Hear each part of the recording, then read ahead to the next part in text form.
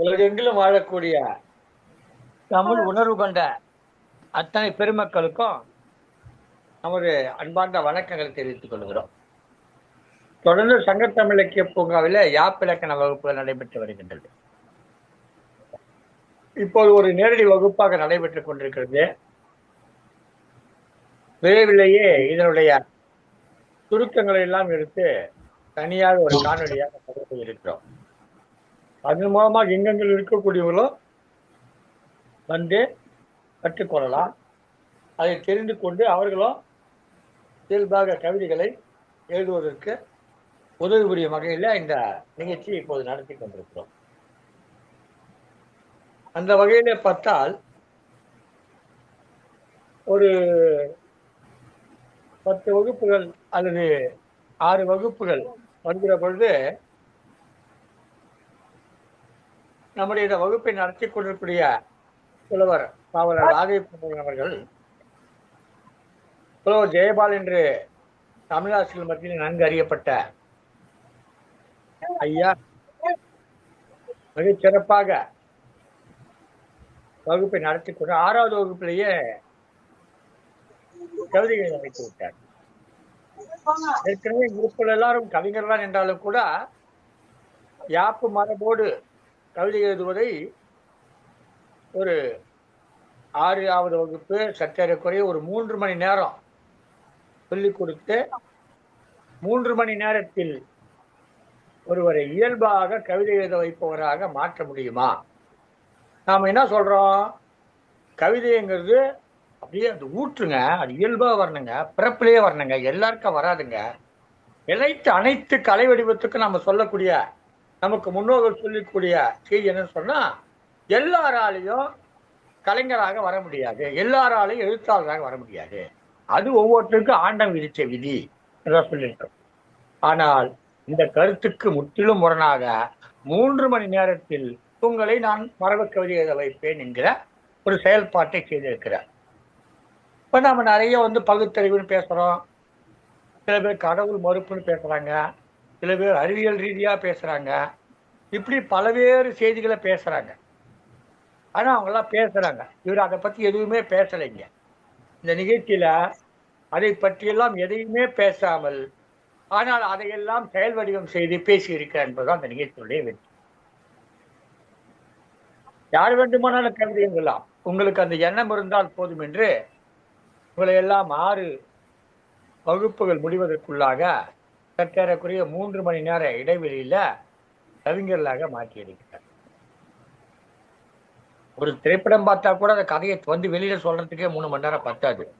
ஒரு தடவை தான்பா பார்த்தேன், படம் சரியா புரியலப்பான்னு சொல்ற ஆட்கள் நிறைய பேர் இருக்கிற நேரத்துல ஒரு கலைஞனாக, ஒரு கலை படைப்பை படைக்கிறவனாக, ஒரு கவிதை எழுதக்கூடியவனாக, ஒரு ஆசிரியப்பாவை எழுதக்கூடியவனாக, அதுவும் இந்த காலத்துல ஒரு 2500 ஆண்டு 4000 ஆண்டுகள் பிந்திய அந்த அப்பா வடிவம் ஆசிரியப்பா, தகவற்பா, அந்த பா வடிவத்திலே எழுத வைத்திருக்கான்னு சொன்னால் இதை விட சிறப்பு என்று கிடையாது. நான் இல்லத்தரசி, எனக்கு அதெல்லாம் தெரியாது என்று சொன்ன திருமதி கீதா அருண்ராஜ் அவர்கள் அவருடைய கவிதைக்கு பாராட்டை பெற்றிருக்கார் என்று சொன்னால் நன்றாக உன்னிப்பாக கவனித்து அதை செய்திருக்கிறார். எல்லோரும் கவிஞர்கள் தான். இக்கரை மாட்டுக்கு அக்கறை பச்சை என்று சொன்னானே, அதை இன்றைக்கு நாம் சொல்லிக் கொண்டிருக்கிறோமே, அது சொல்லிக் கொண்டிருப்பது உண்மை என்று சொன்னால் அவன் ஒரு கவிஞன் தானே. இப்படி எண்ணற்ற சொலவடைகள் இருக்குல்ல, முதல்ல சொல்லியிருக்காங்கல்ல, நேயரமாடு சொல்லுவாங்க. அந்த மாதிரி பல சொலவடைகள் நம்மோடு பின்னி பிணைந்திருக்கு. அதையெல்லாம் சொன்னது யாரு? இன்றளவு நிலைத்து நிற்கிறத. அப்போ அவர்கள் கவிஞர்கள் தானே. ஒரு வரியில ஒரு பெரிய உண்மையை, ஒரு தத்துவத்தை நமக்கு உணர்த்துகிற வகையில் சொல்லியிருக்கான்னு சொன்னால் அதுதானே இலக்கியம். அந்த இலக்கியத்தை படைத்தவன் ஒன்றும் பெரிய அறிஞனாகவோ கற்றனாக இருக்கணும் அவசியம் இல்லையா. இயல்பாக வருகிறது. வாழ்க்கையை படிக்கிற பொழுது, அதை எழுதுகிற பொழுது வருகிறது. அதாவது நான் அங்க போனேன், அங்க நடந்த நடவடிக்கைகள் எனக்கு ஏற்படுவதாக இல்லை, மிக மோசமாக இருந்தது. அந்த அரசு அலுவலகத்தில் லஞ்சம் தலைவிரித்து அடையுது, அல்லது அந்த அரசியல்வாதியை பார்த்தபோது அவருடைய நடவடிக்கைகள் எனக்கு ஏற்படுவதாக இல்லை, அல்லது இந்த மனிதர் நல்லவர் நல்லவர் என்று நம்பிக்கொண்டிருந்து அவருடைய நடத்தையை பார்த்தபோது எனக்கு கோபம் வந்தது என்று சொன்னால், அந்த நல்லவரை என்னால் ஒரு அறை விட முடியவில்லை. வலீர் என்று ஒரு அறை, வேறு என்று ஒரு அறை விடணும்னு நினைக்கிறேன், முடியல. அந்த அமைச்சருடைய அநியாயத்தை அக்கிரமத்தை என்னால் தட்டி கேட்டு ஒரு அறை விடணும்னு தோணுது, என்னால முடியல. அந்த அதிகாரி அயோக்கியத்தனத்தை அம்பலப்படுத்த வேண்டும் சொல்லிட்டு அவனை ஒரே அறை விடணும்னு தோணுது, என்னால முடியல. என்னுடைய இயலாமை, சூழ்நிலை, அந்த நேரத்தில் அவனுக்கு இருக்கக்கூடிய பதவி, பணம், அந்தஸ்து இதெல்லாம் அவனுக்கு பாதுகாப்பை கொடுத்துருக்கு. எனக்கு அதெல்லாம் இல்லை. அதனால் நான் தட்டி கேட்டால் நான் தனிமைப்படுத்தப்பட்டு எவரால் கொடுமைப்படுத்தப்படுவேன். ஆனால் இது என்னால் சொல்லாமல் இருக்க முடியவில்லை, அவனை அறையாமல் இருக்க முடியவில்லை என்று எண்ணுகிற ஒருவன் அதை எழுதினால் அதுதான் கவிதை. அப்ப நாம் எழுதுகிற ஒவ்வொரு கவிதையும் ஏதோ ஒரு வகையில யாரோ ஒருத்தருக்கு நம்மால் விட முடியாத அறையை கவிதையாக எழுதியிருக்கிறோம் என்று நம்ம புரிந்து கொள்ளும். இப்படிதான் ஒவ்வொரு காலகட்டத்திலையும் எழுதப்படுகிற எழுத்துக்கள் எல்லாம் யாருக்கோ விட வேண்டிய ஒரு அறை அது, அல்லது யாருக்கோ எடுத்து சொல்ல வேண்டிய செய்தி. அதை சொல்ல முடியாத போது அதை பிரகடனப்படுத்துகிற வகையிலே எழுதுவதுதான் கவிதையாகவும் கதையாகவும் இலக்கியங்களாகவும் படைப்புகளாகவும் இன்னும் கலை இலக்கிய படைப்புகளாகவும் இருக்கு. ஒரு பாடலை பாடியதற்காக பல முறை சிறைக்கு சென்றார். பாடிய உடனே அழைத்து கைது செய்தால் அப்ப முருகன் பாடினார், நாம் பாடலன்னாரு. அந்த மாதிரியான நாடக கலைஞர்கள் வாழ்ந்திருக்கிறார்கள். 32 முறை கைது செய்யப்பட்ட ஒரு நாடக நடிகர் இருந்திருக்கிறார், விஸ்வநாத தாசன். இப்படி நிறைய பேர் இருந்திருக்காரு. ஊரான் தோட்டத்துல ஒருத்தம் போட்டான், தோட்டத்துல ஒருத்தம் போட்டான் வெள்ளரிக்காய், காசுக்கு 2 விற்க சொல்லி காகிதம் போட்டான் வெள்ளக்காரன்னு ஒரு பாடல் இருக்கு. யாரு இருந்தாங்க தெரியாது, ஆனால் அது எவ்வளவு பெரிய வீழ்ச்சி ஏற்பட்டுச்சு. கொக்கு பறக்குதடி வெள்ளை கொக்கு பறக்குதடி, கொக்கு பார்த்துதான் பாடுறாரு. ஆனா வெள்ளைக்காரன் அதிர்றான், கைது பண்றான். இப்படி கலை இலக்கியங்கள் யாருக்கோ விட வேண்டிய அறையை அந்த மேடையில கொண்டு விடுறாரு. உடனே தனக்குதான் இந்த அறை விடப்பட்டிருக்குது என்றதை வெள்ளைக்காரன் புரிஞ்சுக்கிட்டு குடிச்சு பதறி போறான். இப்படியாக இலக்கியங்கள் சாதாரண எளிய மக்களிடமிருந்து பிறந்திருக்கு என்பதுதான் உண்மை. அந்த எளிய மனிதர்கள் தான் தங்களுடைய இலக்கியங்களால் இன்றைக்கு பெரிய அறிஞர்களாக, பெரிய எழுத்தாளர்களாக, பெரிய கவிஞர்களாக நம்மால் பார்க்கப்படுகிறார்கள். நாம் அவர்களை போல் எழுத வேண்டும் என்று சொல்லிவிட்டு, எனவே இந்த இலக்கியம் என்பது மிகப்பெரிய மனிதர்களுக்குத்தான் வரும், சாதாரண சாமானியனுக்கு வராது என்ற கருத்தை வைத்திருக்கிறோம். அந்த கருத்தை உடைத்திருக்கிற ஒரு செயல்பாடுதான் இந்த 6 வார நிகழ்ச்சியிலே, 3 மணி நேர நிகழ்ச்சியிலே எல்லோரையும் ஆசிரியப்பாய் எழுத வைத்தது என்று சொல்லி, இந்த நிகழ்ச்சிக்கு ஆசிரியப்பாய் எழுதி வைத்த என்னுடைய ஆசிரியரை இந்த நிகழ்ச்சிக்கு வந்து வகுப்படுத்திக் கொண்டிருக்கிறார் புலவரா ஜெயபாலன் அவர்கள். அவர்களை இந்த வகுப்பை தொடர்ந்து நடத்துமாறு அன்புடன் வேண்டி கேட்டுக்கொண்டு இடம் சாரி, நன்றி, வணக்கம்.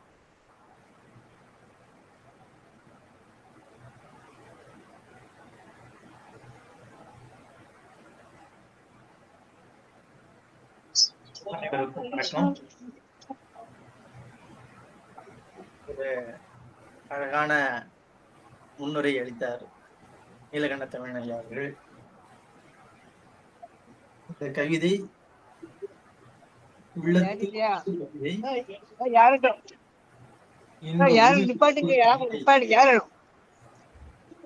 என்று இந்த கவிதை உள்ளத்தில் இருந்து வரக்கூடிய கவிதை. இது யாரோ வாக்கிலே எழுதி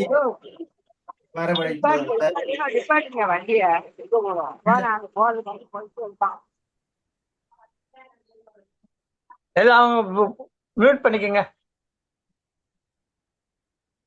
உள்ளத்து உணர்வை வெளிப்படுத்துகின்ற இந்த கவிதையானது நமது தமிழ் முன்னோர்கள் 4 வகையாக வகைப்படுத்தி இருந்தார்கள் என்பதை பார்த்து வருகிறோம்.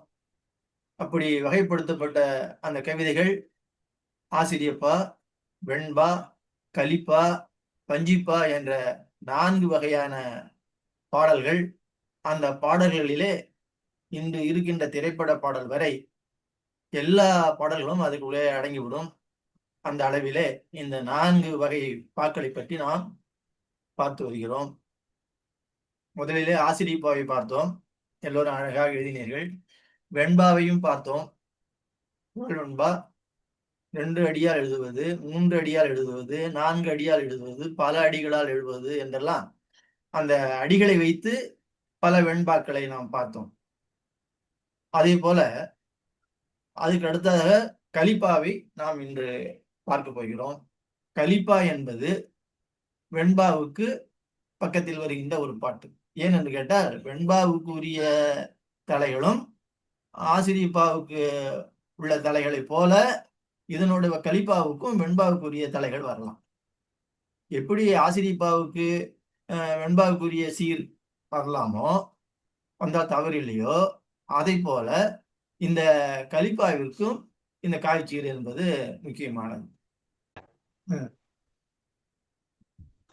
அதனால வெண்பாவை அடுத்து கலிப்பாவை நாம் இப்பொழுது பார்க்க போகிறோம். வெண்பாவுக்குரிய தலையாக ஏர்ச்சீர், வெண்டலை, வெண்சீர், வெண்டலை என்பது பார்த்தது போல கலிப்பாவிற்கு ஒரு தலை இருக்கிறது. அது கலித்தலை. அது தலை பார்க்கும்போது பார்த்தோம். கலித்தலை என்பது காய்ச்சி முன்பு நிறை வந்தால் அது கலித்தலை. காய் முன் நேர் வந்தால் அது வெண்தலையாகவும், காய் முன் நிறை வந்தால் அது கலித்தலையாகவும் வரும் என்று பார்த்தோம். அப்பொழுது இந்த கலிப்பா பற்றி எழுதுகின்ற பொழுது பழைய இலக்கியங்கள் நிறைய கலிப்பாவில் இருக்கிறது. கலித்தொகை என்றே ஒரு நூல் இருக்கிறது சங்க இலக்கியங்கள்ல. கலித்தொகை, அந்த கலித்தொகை முழுவதுமே கலிப்பாவால் எழுதப்பட்டதுதான். அந்த பாட்டினால் பெயர் பெறுகின்ற நூல்கள் சில கந்த கலிவெண்பா, நலவெண்பா என்று வெண்பாவுக்கு சொல்வது போல இந்த கலித்தொகை என்ற நூல் கலிப்பாவால் எழுதப்பட்டு தொகுக்கப்பட்ட ஒரு நூலாக தமிழில் இருக்கிறது.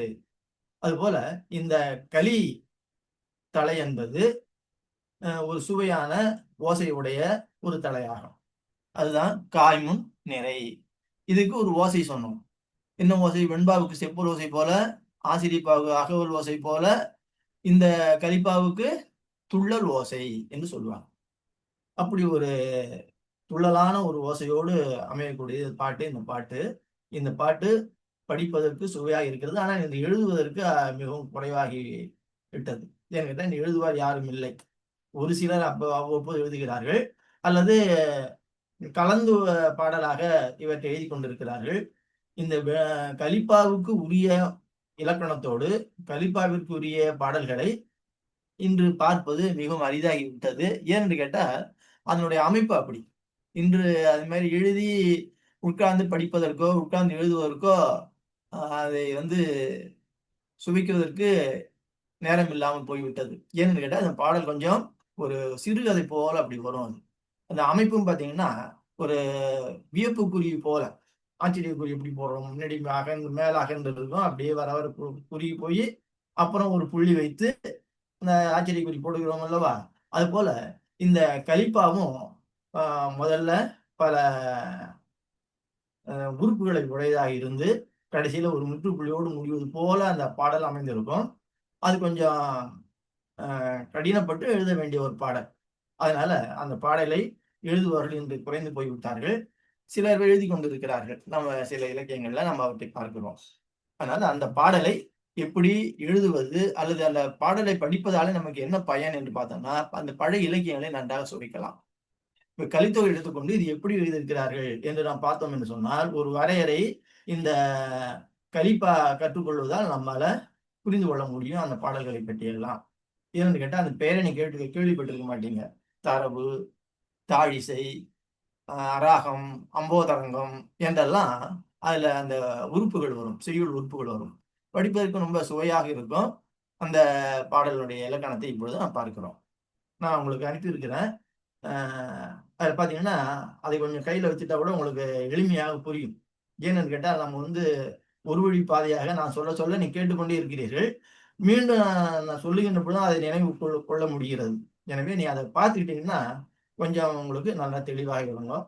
அந்த பொது இலக்கணம் என்று நான் அனுப்பியிருக்கிறேன் உங்களுக்கு.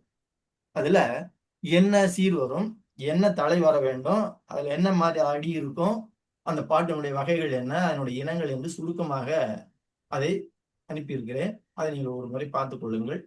இதுல எழுத்து என்று சொல்லுகின்ற பொழுது, அசை என்று சொல்லுகின்ற பொழுது எல்லா பாடலுக்கும் பொதுவானது அது. சீர் என்று வருகின்ற பொழுது இது என்ன சீர் வரலாம் என்ன சொன்னா, இதுல விளைச்சீர் வரலாம், காய்ச்சீர் வரலாம், கனிச்சீர் வரலாம். அப்ப இந்த விளைச்சீரும் காய்ச்சீரும் கனிச்சீரும் நிறைய வரக்கூடாது. இதுக்குரிய சீர் எது? காய்ச்சீர் தான். காய்ச்சீர் பெரும்பான்மையாக வர வேண்டும், மற்ற சீர்கள் குறைவாக வரலாம். அப்ப அந்த சீர்கள் சேர்க்கின்ற பொழுது என்ன ஆகிறது? தலையாக மாறுகிறது. அந்த தலை வருகின்ற பொழுது இதற்குரிய தலையாகிய காய்முன் நிறை என்று சொல்லக்கூடிய கலித்தலையாகத்தான் பெரும்பாலும் வர வேண்டும். ஓரளவு என்ன வரலாம், வெண்தலையும் கலந்து வரலாம். ஆனா சில சீர்கள் வரவே கூடாது. என்ன கேட்டீங்கன்னா, மாச்சீர் வரவே கூடாது. இல்லை, கலிப்பாவில மாச்சீர் வரக்கூடாது. பிறகு கருவிளங்கனின்னு ஒரு சீர் இருக்கு பார்த்தீங்களா, அதுவும் வரக்கூடாது. மற்ற சீர்கள் எல்லாம் ஓரளவு கலந்து வரலாம். ஆனால் காய்முன் நீர் வருவதாக இருந்தால்தான், காய்முன் நீர் இருந்தால் வெண்பா இல்லையா, அது வெண்பா மிக துல்லியமானது, அது வேற எந்த தலையும் வரக்கூடாது. ஆனா கலிப்பாவில காய்முன் நிறை கலித்தலை வருகிறது. ஆனா காய்முன் நேர் கூட வரலாம். பாடல் அந்த ஓசை குறையாமல் இருக்கும். அதனால இந்த தலை என்று பார்க்கின்ற பொழுது கலித்தலை மிகுதியாக வரும். இது வரக்கூடாது, மாச்சீரும் வரக்கூடாது, விலங்கனச்சீரும் வரக்கூடாது. அது போல நேருண்ட ஆசிரியர் தலையும் வரக்கூடாது. நேருண்ட ஆசிரியர் தலை எப்படி வரும்? மாமுன் நேர். மாமுன் நேர் வந்தால் அது நேர் ஒன்று ஆசிரியர் தலை. அந்த நேர் ஒன்று ஆசிரியர் தலை மட்டும் இந்த கலிப்பா எழுதும்போது நாம் பயன்படுத்தக்கூடாது. அதனால இந்த தலைகளை நாம் தெரிந்து கொள்ள வேண்டும். அடி இப்ப எல்லா பாடல் என்றாலே பொதுவாக என்று சொன்னேன் 4 சீர்களாக தான் இருக்கும். ஆசிரியப்பா பாருங்க, நேரிசை ஆசிரியப்பா, நிலைமண்டல ஆசிரியப்பா எல்லாமே அடிப்படையில் 4 சீர்கள் தான். வெண்பாவும் அது போல நேரிசை வெண்பா, குரல் வெண்பா எல்லாமே தொடக்கத்துல 4 சீரா இருக்க வேண்டும்.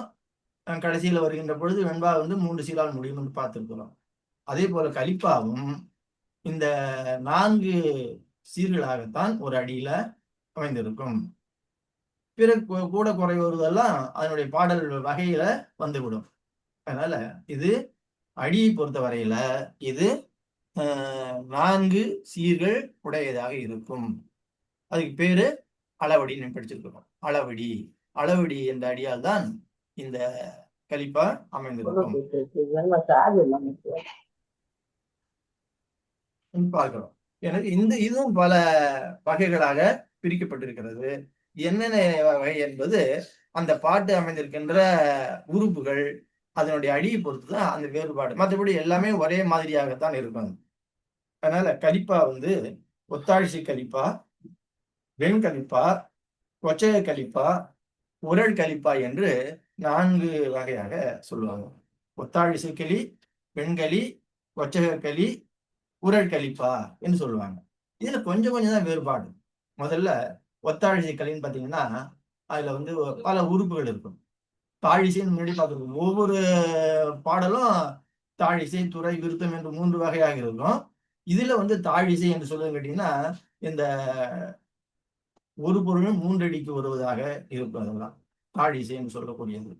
தாழிசை, துறை, விருத்தம் என்பது அதனுடைய வகை இனத்துல வந்தாலும் இந்த பாடலானது கலிப்பா என்ற பாடலானது ஒத்தாழிசை கலிப்பா, வெண்கலிப்பா, கொச்சக கலிப்பா, உரல் கலிப்பா என்று 4 வகையாக பிரித்திருக்கிறாங்க.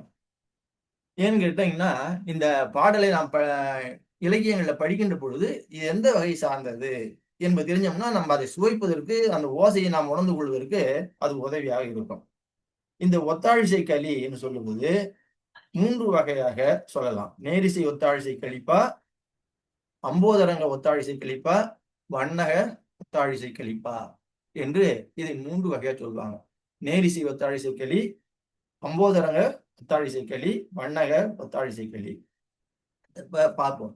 இந்த கலிப்பா என்று சொன்னால என்ன சொன்னா, ஒரு பல உறுப்புகளை கொண்டதாக இருக்கிறது.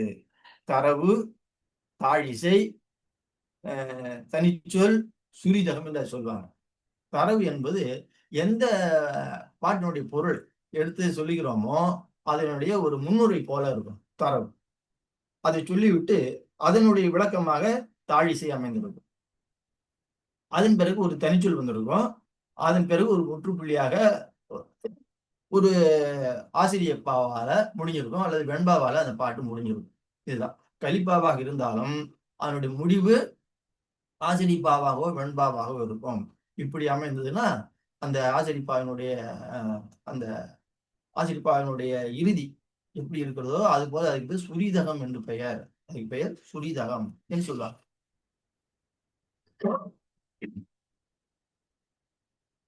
அப்ப ஒவ்வொன்றா பார்க்கலாம். நேரிசை ஒத்தாழிசை கலிப்பா என்றால் இப்படி வரும் கேட்டீங்கன்னா, ஒரு தரவு இருக்கும். தரவுன்னா அதான் சொன்ன பாருங்க, 4 சீர்களை உடைய அடிகளால ஒரு 4 அடிகள் அல்லது 6 அடிகள் அமைந்ததாக அந்த தரவு அமைந்திருக்கும். அந்த தரவினுடைய பொருளை பொறுத்து அது 3 பிரிவாக பிரிக்கப்படும். அது தாழிசை என்று பெயர். தரவு, தாழிசை. அதன் பிறகு எனவாங்கு என்பது போல ஒரு தனிச்சொல் இருக்கும். அதன் பிறகு அதன் முடிவு ஒரு ஆசிரியப்பாவாக இருக்கும்.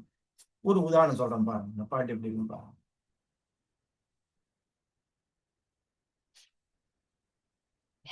இந்த எடுத்துக்காட்டுக்கெல்லாம் இப்பொழுது அண்மையில் எழுதிய இலக்கியங்கள்ல இல்லாதனால பழைய காலத்து பாடலை தான் நம்ம தெரிந்து கொள்ள வேண்டியதாக இருக்கிறது. ஒரு எடுத்துக்காட்டுக்காக சொல்றேன் பாருங்க. மணி கிளர் நெடுமுடி மாயவனும் தம்முனும் போல் ஒன்று அணிகிளர் நெடுங்கடலும் காணலும் தோன்றுமால் உரை நிவந்து அவை என்ன நொய்ப்பறைய சிறையன்னம் இறைநயந்து இருகூறும் ஏமஞ்சால் துறைவர்கள் என்று அந்த தலைவன் நோக்கி நீ கேட்பாயாக என்று சொல்வது போல அது அமைந்திருக்கும். அந்த செய்தியை 3 முறையாக சொல்லுவார்கள். அதுக்கு பேர் தாழிசை என்று பெயர். அந்த தாழிசையானது 2 அடிகளை கொண்ட ஒரு 3 பகுதியாக இருக்கும். நம்ம முதல்ல பார்த்தோம் பாருங்க, தாழிசை பாடல் பார்க்கின்ற பொழுது அந்த கண்ணன் குழல் ஊதி கொண்டு வருகின்ற பொழுது அவன் இந்த ஆம்பலம் தீங்குழல் கேளாமோ தோழி, கொண்டையன் தீங்குழல் கேளாமோ தோழி என்று சொல்வதை போல ஒரு பொருள் மேல 3 அடிக்கு வரும் தாழிசை. அது போல அதனால் அல்லது எனவாங்கு என்று அந்த தனிச்சொல் ஒன்றை போட்டு அந்த பாட்டை முடித்திருப்பார்கள். இணையது நிலையால் அணையது பொழுதால் நினையல் வாழி தோழி துணைவரல் பணியோடு கழிக உண்கண் 3 சீர் பாருங்க. நேரிசை ஆசிரியப்பா போல என்னோடு கழிகவி துண்ணிய நோயே என்று அந்த பாட்டு முடிகிறது. இப்படி ஒரு அமைப்பின் கீழே இது வருவதனால இது பல துறைகளை உடையதாக இருக்கிறது. அது கலிப்பாவினுடைய ஒரு வகை, ஒத்தாழிசை கலிப்பான்னு சொல்லுவாங்க. அதுபோல அம்போதரங்கம் பாருங்க, அது ஒரு சுவையான பகுதி தான். அது அந்த முதல்ல தாழிசை பார்த்தோம் இல்லையா, தரவுன்னு பார்த்து தாழிசை பார்த்து அதுக்கு பிறகு வருகின்ற ஒரு உறுப்பு அம்போதரங்கம்னு பேரு. அப்புன்னா தண்ணீர்னு அர்த்தம், தரங்கம்னா அலைன்னு அர்த்தம். கடல்ல அலை எப்படி வருகிறது, ஒரு பெரிய அலைகள் தொடங்கி அப்படியே கொஞ்சம் கொஞ்சம் கொஞ்சமாக கரை சேர்கிறது, சிறு சிறிதாக விடுவது. அது போல இந்த அலையை போல அப்பு தரங்கம் அம்போதரங்கம் என்று அழைக்கும். அந்த தண்ணியில் வருகின்ற அலையை போல இந்த பாடலானது வர வர குறைந்து கொண்டே வரும். அப்படி முதல்ல 8 சீர் இருக்கும், அப்புறம் 6 சீர், அது ஒரு பாடலா இருக்கும். ஒரு பாடலாகத்தான் இருக்கும். அப்புறம் 3 சீர் 2 சீர் உடையதாக கடைசியில ஒரு தனிச்சொல் இருக்கும். அதான் சொல்லுவாங்க, ஆச்சரியக்குரியனுடைய கடைசியில ஒரு முட்டுப்புள்ளி முடியும்னு சொன்னேன் இல்லையா, அது போல அந்த பாட்டு அதனால் எனவாங்கு என்ற ஒரு சீரால் முடிந்து கடைசியில அந்த ஆசிரியர் சுரியத்தாலே முடியும். பகை போன்றது துறை பரிவாயன குறி நகை இழந்தது முகம் நனி நாணிற்றுளம் தகை இழந்தன தோள் தலை சிறந்தது துயர் போய் பறந்தது மெய் குறையாயிற்றென் உயிர். அது போல கொஞ்சம் கொஞ்சமாக அந்த சீரானது குறைந்து கொண்டே கடைசியில முடியும். இதை நீங்கள் எழுத வேண்டும் என்று நான் என்பதற்காக சொல்லவில்லை, பாட்டை புரிந்து கொள்ள வேண்டும் என்பதற்காக. கலித்தொகை என்றால் இப்படி இருக்கும், கலிப்பாடல் என்று சொன்னால் இப்படி இருக்கும் என்பதற்காக இதை நாம் பார்க்கிறோம். இதுக்கு பேர் ஒத்தாழிசை களி என்று பெயர். வண்ணக ஒத்தாழிசை களின்னு ஒண்ணு இருக்கு. வண்ணகம்னா ஓசைன்னு அர்த்தம். சந்தம்னு சொல்றோம் இல்லையா, அதை வண்ணகம்னு சொல்லுவாங்க. அந்த ஓசை வந்து அமைத்து பாடுவது வண்ணக ஒத்தாழிசை கழிப்பா. இப்ப இந்த அம்போதரம்னு சொன்னேன் இல்லையா, அதுக்கு முன்னாடி ஒரு உறுப்பு வைத்தாங்கன்னா அது வண்ணக ஒத்தாழிசையா இருக்கும். வண்ணகம் என்பது ஒரு சந்தம்னு அர்த்தம். தாதுகு நுரிசெய்தி தடமலர் இடையிடை தடலென விரிவன பொழில். தாதுரு நுரிசெய்தி தடமலர் இடையிடை தடலென விரிவன பொழில். போதுரு நறுவிரை புதுமலர் தெரிதரு கருணைதல் விரிவன கழி. இப்படி இருக்கு பாருங்க. அந்த ஓசை வந்து ஒரு இனிமை பயக்கக்கூடியதாக ஒரு சந்தத்தோடு இருக்குது. அதனால இதுக்கு வண்ணகம் என்று பெயர். இதை வந்து அராகம் என்ற உறுப்பா சொல்லுவாங்க. இதனால கவனிங்க, அராகம் என்பது ராகம் என்று இன்னைக்கு சொல்றோம்ல, அதுதான் அராகம். இப்ப ராகம் என்பது வட சொல்லுன்னு சொல்லி வர்றோம். ஆனா உண்மையிலேயே இது வந்து தமிழ் இருந்துதான் அங்கே போயிட்டு. அராகம் என்ற சொல்லுதான் இது கலிப்பாவினுடைய உறுப்பாக இருந்த இந்த ஒரு சொல். அது வடமொழியில பண்ணிட்டாங்க.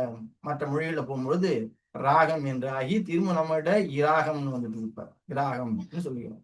ஆனா உண்மையிலேயே ராகம் என்ற சொல்லானது தமிழ்ச்சொல் என்பதற்கு இந்த ஒரு உறுப்பு ஒரு அடையாளமாக இருக்கிறது. இதுக்கு அராகம் என்று பெயர். அந்த சந்தத்தோடு கூடிய ஒரு அமைப்பு. இப்படி இந்த வண்ணம் என்றாலே சந்தம் அல்லது இனிமையான ஓசை உடையதுன்னு அர்த்தம். அப்படி ஒரு உறுப்பு போட்டோம்னா அது வண்ணக ஒத்தாழிசை கழிப்பா. இதுதான் வேறுபாடு. ஒரு கழிப்பா என்று சொன்னால் நேரிசை ஒத்தாழிசை கழிப்பா, அம்போதரங்க ஒத்தாழிசை கழிப்பா, வண்ணக ஒத்தாழிசை கழிப்பா என்று 3 சொல்லுகின்ற பொழுது நேரிசை என்பது தாழிசை, தரவு, தாழிசை, தனிச்சொல், சுரிதம் என்று 4 உறுப்புகளால் முடிஞ்சிருக்கும். இதுவே அம்போதரங்கம் சொல்லுகின்ற பொழுது தரவு, தாழிசைக்கு பிறகு இந்த கடல் அலை போல அது 4 அடிகள், அப்புறம் 3 அடிகள், 2 அடிகள், 2 சீரடிகள், 3 சீரடிகள் என்று அப்படியே குறைந்து கொண்டே வருவது. அதன் பிறகு தனிச்சொல் ஒன்று வரும். முடிவாக ஒரு சுரிதகம், அது ஆசிரிப்பாகினால் முடிந்திருக்கும். அதுபோல வண்ணகம் என்பது இந்த அம்போதரத்துக்கும் அந்த தாழிசைக்கு நடுவுல ஒரு ஓசைப்பட வருகின்ற ஒரு அமைப்பாக இருக்கும். இப்படி அந்த பாட்டினுடைய அமைப்பினாலே இந்த ஒத்தாழிசை கழிப்பா என்பது நேரிசை ஒத்தாழிசை கழிப்பா, அம்போதரங்க ஒத்தாழிசை கழிப்பா, வண்ணக ஒத்தாழிசை கழிப்பா என்று 3 பெயராக அதை வைப்பார்கள். ஆனா அடிப்படை செய்தி ஒன்றுதான் அது, இலக்கணம். அடுத்து இன்னொரு கழிப்பா கேட்டீங்கன்னா வெண்கழிப்பா என்பது. இது இப்பொழுது இயல்பாக பழக்கத்திலே இருக்கிறது. எல்லாரும் இதை எழுதுகிறாங்க. வெண்கழிப்பா என்பது இல்லாத கவிதைகளே இல்லை. கவியரங்கத்துல பாடுறவங்க எல்லாம் வெண்கழிப்பாவில் தான் எழுதுறாங்க. ஏன்னு கேட்டீங்கன்னா இது காய்ச்சீர்ல வரக்கூடிய தலைகள் 2 இருக்கு இல்லையா, ஒண்ணு வெண்சீர் வெண்டலை, கலித்தலை, ரெண்டுமே கலந்து வந்துச்சுன்னா அது வெண்கழிப்பா. நம்ம வெண்பா படிக்கும்போது பார்த்தோம், களி வெண்பா என்று பார்த்தோம். அதாவது முழுக்க முழுக்க வெண்தலையாலே இருக்கும். அது வேறு தலை கலக்காமல் இருக்கும். ஆனால் இதுல அப்படி இல்லை, வெண்தலையும் வரும், கலித்தலையும் வரும். அப்படி வந்ததுன்னா இது வெண்கழிப்பா என்று பெயர். அடுத்தது கொச்சக கழிப்பா. கொச்சக கழிப்பா என்று சொல்வது, கொச்சகம் என்றால் இந்த கொசுவம்னு சொல்றோம் இல்லையா, புடவை கட்டுகிறவர்கள் வந்து மடித்து மடித்து கட்டுகிறாங்க இல்லையா, அது போல இந்த கொசுவம் என்பது, இந்த கொச்சகம் என்பதுதான் கொசுவம் என்பதே வந்தது. அந்த கொச்சகம் என்பது அந்த மடிப்பு போல ஒன்றோட அடுக்கி செய்தி சொல்லுகின்ற ஒரு பாடலாக அது இருக்கும். அதுல பாத்தீங்கன்னா அதுவும் 4 அடி கொச்சகம், 6 அடி கொச்சகம், 8 அடி கொச்சகம் என்றெல்லாம் வரும். அந்த பாடல் 4 அடியில எழுதுறோம்னு சொன்னா இந்த கலித்தலை வந்து 4 அடியிலே அந்த பாட்டு ஒரு அடியில் 4 சீர் வைத்து எழுதுகின்ற அந்த பாடல் இருக்கிறது. அது 4 அடினா 4 அடியும் ஒரே இதுக்கையா இருக்கும். 6 அடியில சொன்னா 6 அடி கொச்சகம் சொல்லுவாங்க. 7 அடின்னு சொன்னா 7 அடி கொச்சகம் அப்படின்னு சொல்லுவாங்க. அதனால அந்த அடியை பொறுத்து அந்த கொச்சக கழிப்பா வகைப்படும். இப்ப இது திருப்பாவை திருவம்பாவை படிக்கிறாங்கல்ல மார்கழி மாதத்தில், அந்த பாடல் எல்லாமே கொச்சக கழிப்பா தான். கொச்சக கழிப்பாக எழுதப்பட்டது. ஆதியும் அந்தவும் இல்லா அரும்பெரும் சோதியை யாம்பாட கேட்டேயும் வாழ்த்தடங்கன் மாதே வளருதியோ வன்செவியோ நின்செவிதான் மாதேவன் மார்கடல்கள் வாழ்த்திய வாழ்த்தொழி போய் வீதி வாய். இப்படி பாருங்க, மாதே, ஆதி, வாதி, இப்படி ஒரே இது அந்த 8 அடிகளும் ஒரே எதுகி உடையதாகத்தான் இருக்கும். அந்த 30 பாடல்களும் பார்த்தீங்கன்னா இப்படி இந்த கொச்சக கலிப்பாவில் தான் எழுதியிருப்பாங்க. இதுக்கு கொச்சக கலிப்பா என்று பெயர். அதனால இப்ப பார்த்தோம் ஒத்தாழிசை கலிப்பா. கலிப்பாவும் கலித்தலையும் வெண்தலையும் கலந்து வந்ததுன்னா அது வெண்கலிப்பா. கொச்சக கலிப்பா என்பது ஒரு அடிக்கு 4 சீர் வைத்து அதுபோல 8 அடிகள் வரை 6 அடிகள் 4 அடிகள் என்றெல்லாம் அமைத்துக் கொண்டால் அது கொச்சக களி என்று சொல்லப்படும். அப்புறம் உரள் கலிப்பான்னு வருது. இந்த உரள் கலிப்பா பாருங்க, உரல்னா கலந்து இருக்குன்னு அர்த்தம். ஒருத்தங்க கேள்வி கேட்பது போல இருக்கும், ஒருத்தங்க அதோட பதில் சொல்வது போல இருக்கும். இப்படி கலந்துரையாடல் போல அமைந்திருக்கக்கூடிய ஒரு பாட்டு இது. இது கலிப்பாவிலே பார்க்கலாம். ஒரு சில பாடல்கள் இந்த அமைப்பிலே இருக்கும். அதுக்கு பேர் உரள் கலிப்பா என்று பெயர். அப்ப கலிப்பா என்பது 4 வகையாக பிரித்திருக்கிறாங்க. ஒத்தாழிசை கலிப்பா, அது நேரிசை ஒத்தாழிசை, அம்போதரங்க ஒத்தாழிசை, வண்ணக ஒத்தாழிசை என்று 3 வகையாக பார்க்கலாம். வெண்கலிப்பா என்பது வெண்தலையும் கலித்தலையும் கலந்து வருகின்ற ஒரு பாடல். கொச்சக களி என்பது இந்த இதே போலதான் இருக்கும். ஆனா 4 அடி 6 அடி 6 அடி கொச்சகம் 7 அடி கொச்சகம் 8 அடி கொச்சகம் என்று அப்படி அடுக்குவதனால அதுக்கு கொச்சக கலிப்பா என்று பெயர். அதாவது இத்தனையும் ஒரே எதிரியா தான் வந்திருக்க வேண்டும். உரள் கலிப்பா என்பது வினா விடை முறையில் அமைந்திருக்கக்கூடிய ஒரு வகை பாட்டு. இதுவரை நம்ம இந்த கலிப்பா பற்றி தெரிந்து கொள்ள வேண்டும். இந்த கலிப்பாவிற்குரிய உறுப்புகள் என்ன சொன்னார்? தரவு, தாழிசை, தனிச்சொல், சுழிதகம் என்பது பொதுவான இலக்கணம். அம்போதரங்கம் என்ற ஒன்று அமைப்பு இருந்ததுன்னா அம்போதரங்க ஒத்தாழிசைக்கலின்னு சொல்லணும். வண்ணகம் என்ற இசை உறுப்பு வந்ததுன்னா அது வண்ணக ஒத்தாழிசை கலிப்பா என்று சொல்ல வேண்டும். இந்த அளவில் இது கலிப்பாவினுடைய இலக்கணம் பார்த்தோம். அடுத்தது அதனுடைய வகைகள் பார்த்தோம். கலித்தாழிசை, தாழிசை, துறை, விருத்தம் தானே இனங்கள். எல்லா பாடலுமே இந்த 3 இனங்கள் தான் பார்த்தோம். ஆசிரிய தாழிசை, ஆசிரிய துறை, ஆசிரிய விருத்தம். வெண்தாழிசை, வெண்துறை, வெளி விருத்தம். அதுபோல கலிப்பாவும் கலித்தாழிசை, கலித்துறை, கலி விருத்தம் என்று சொல்லக்கூடிய இந்த 3 அமைப்புகள் இருக்கிறது. இல்ல இந்த கலித்தாழிசையில் வந்து பரணி ஒரு தக்கையாக பரணி, கலிங்கத்து பரணி இவையெல்லாம் இந்த கலித்தாழ்ச்சியால் எழுதப்படுகின்ற நூலாக இருக்கும்.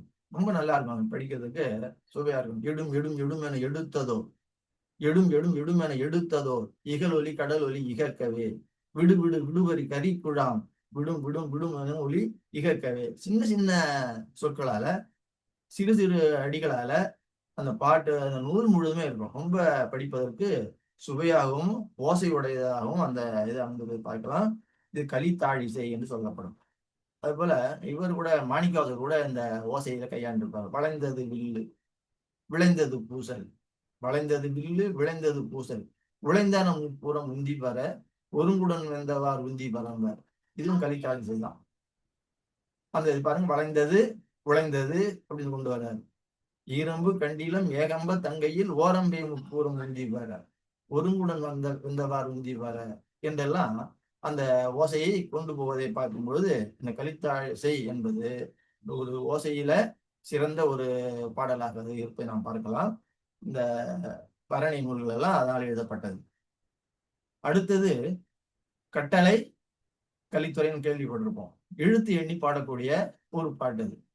அந்த பாட்டை படிச்சுட்டு அது எழுத்து எண்ணோம்னா சரியா எழுத்து தான் இருக்கும். ஒரு அடியில 5 சீர் இருக்கும். 5 சீர் பார்த்தீங்கன்னா கடைசி சீர் விலங்காய் சீராக இருக்கும். விலங்காய், அதாவது கருவிலங்காய், பூ விலங்காய் எப்படி வேண்டுமானம் இருக்கலாம். அந்த பாட்டு வெண்தலையால் தான் வந்திருக்கும். இது கலிப்பாவாக இருந்தாலும் அதனாலதான் இது தனியாக இனத்துல கொண்டு வச்சுட்டாங்க. இந்த முதல் 4 சீர்களும் வெண்தலையாக அமைந்திருக்கும்.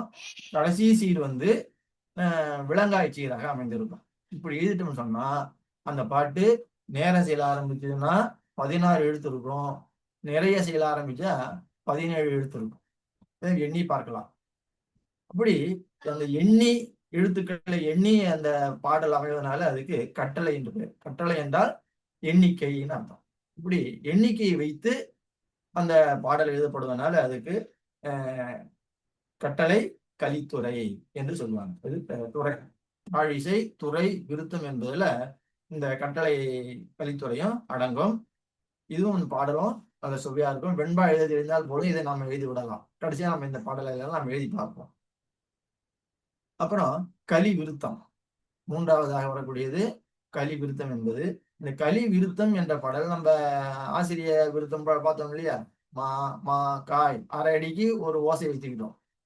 அது போல காய் காய் மா மா, அது போல அரை அடிக்கு 4 சீர். அப்போ ஒரு அடியில 8 சீர் வருமாறு எழுதணும். எண் சீர் பழிநடியில் ஆசிரியர் விருத்தம் எல்லாம் பார்த்தோம். அது போல இந்த கலி விருத்தம் அப்படிதான். இந்த கலி விருத்தம் பாத்தீங்கன்னா ஒரு 4 சீர் தான் இருக்கும். இதெல்லாம் நம்ம நிறைய பேர் எழுதுறாங்க இந்த பாடல்கள். பிற்காலத்தில் உள்ள பாடல் எல்லாமே பாத்தீங்கன்னா நிறைய கம்பராமாயணத்துல இது எழுதியிருக்கிறாரு. சீவக சிந்தாமணி நூல்ல இந்த இலக்கணத்தை கையாண்டு அந்த நூலை எழுதியிருப்பார். படிப்பதற்கும் சுவைப்பதற்கு ரொம்ப அருமையாக இருக்கும் இந்த பாடல்கள் எல்லாம். அதுக்கு பேர் கலி விருத்தம் என்ற பெயர். 4 அடி தான், 4 சீர் தான். அது வேற ஒன்றும் பார்க்க வேண்டிய அவசியம் கிடையாது. 4 அடி 4 சீர் போட்டோம்னா அந்த பாட்டு அமைந்து விடும். அதே போல நிறைய வச்சுக்கலாம். 5 சீர் வச்சுக்கலாம், 6 சீர் வைத்துக்கலாம், 7 சீர் வைத்துக் கொள்ளலாம், இது போல வைத்துக் கொள்ளலாம். அதனால அந்த இது மாறாமல் இருக்க வேண்டும். அந்த அமைப்பு மாறாமல் இருந்ததுன்னா அந்த பாட்டு கலி விருத்தமாக அமையும். இந்த கந்தர் அனுபூதின்னு ஒரு நூல் இருக்கு பாருங்க, அருணகிரிநாதர். அதெல்லாம் இந்த 4 சீர்களால 4 அடிகளா எழுதியிருப்பாங்க.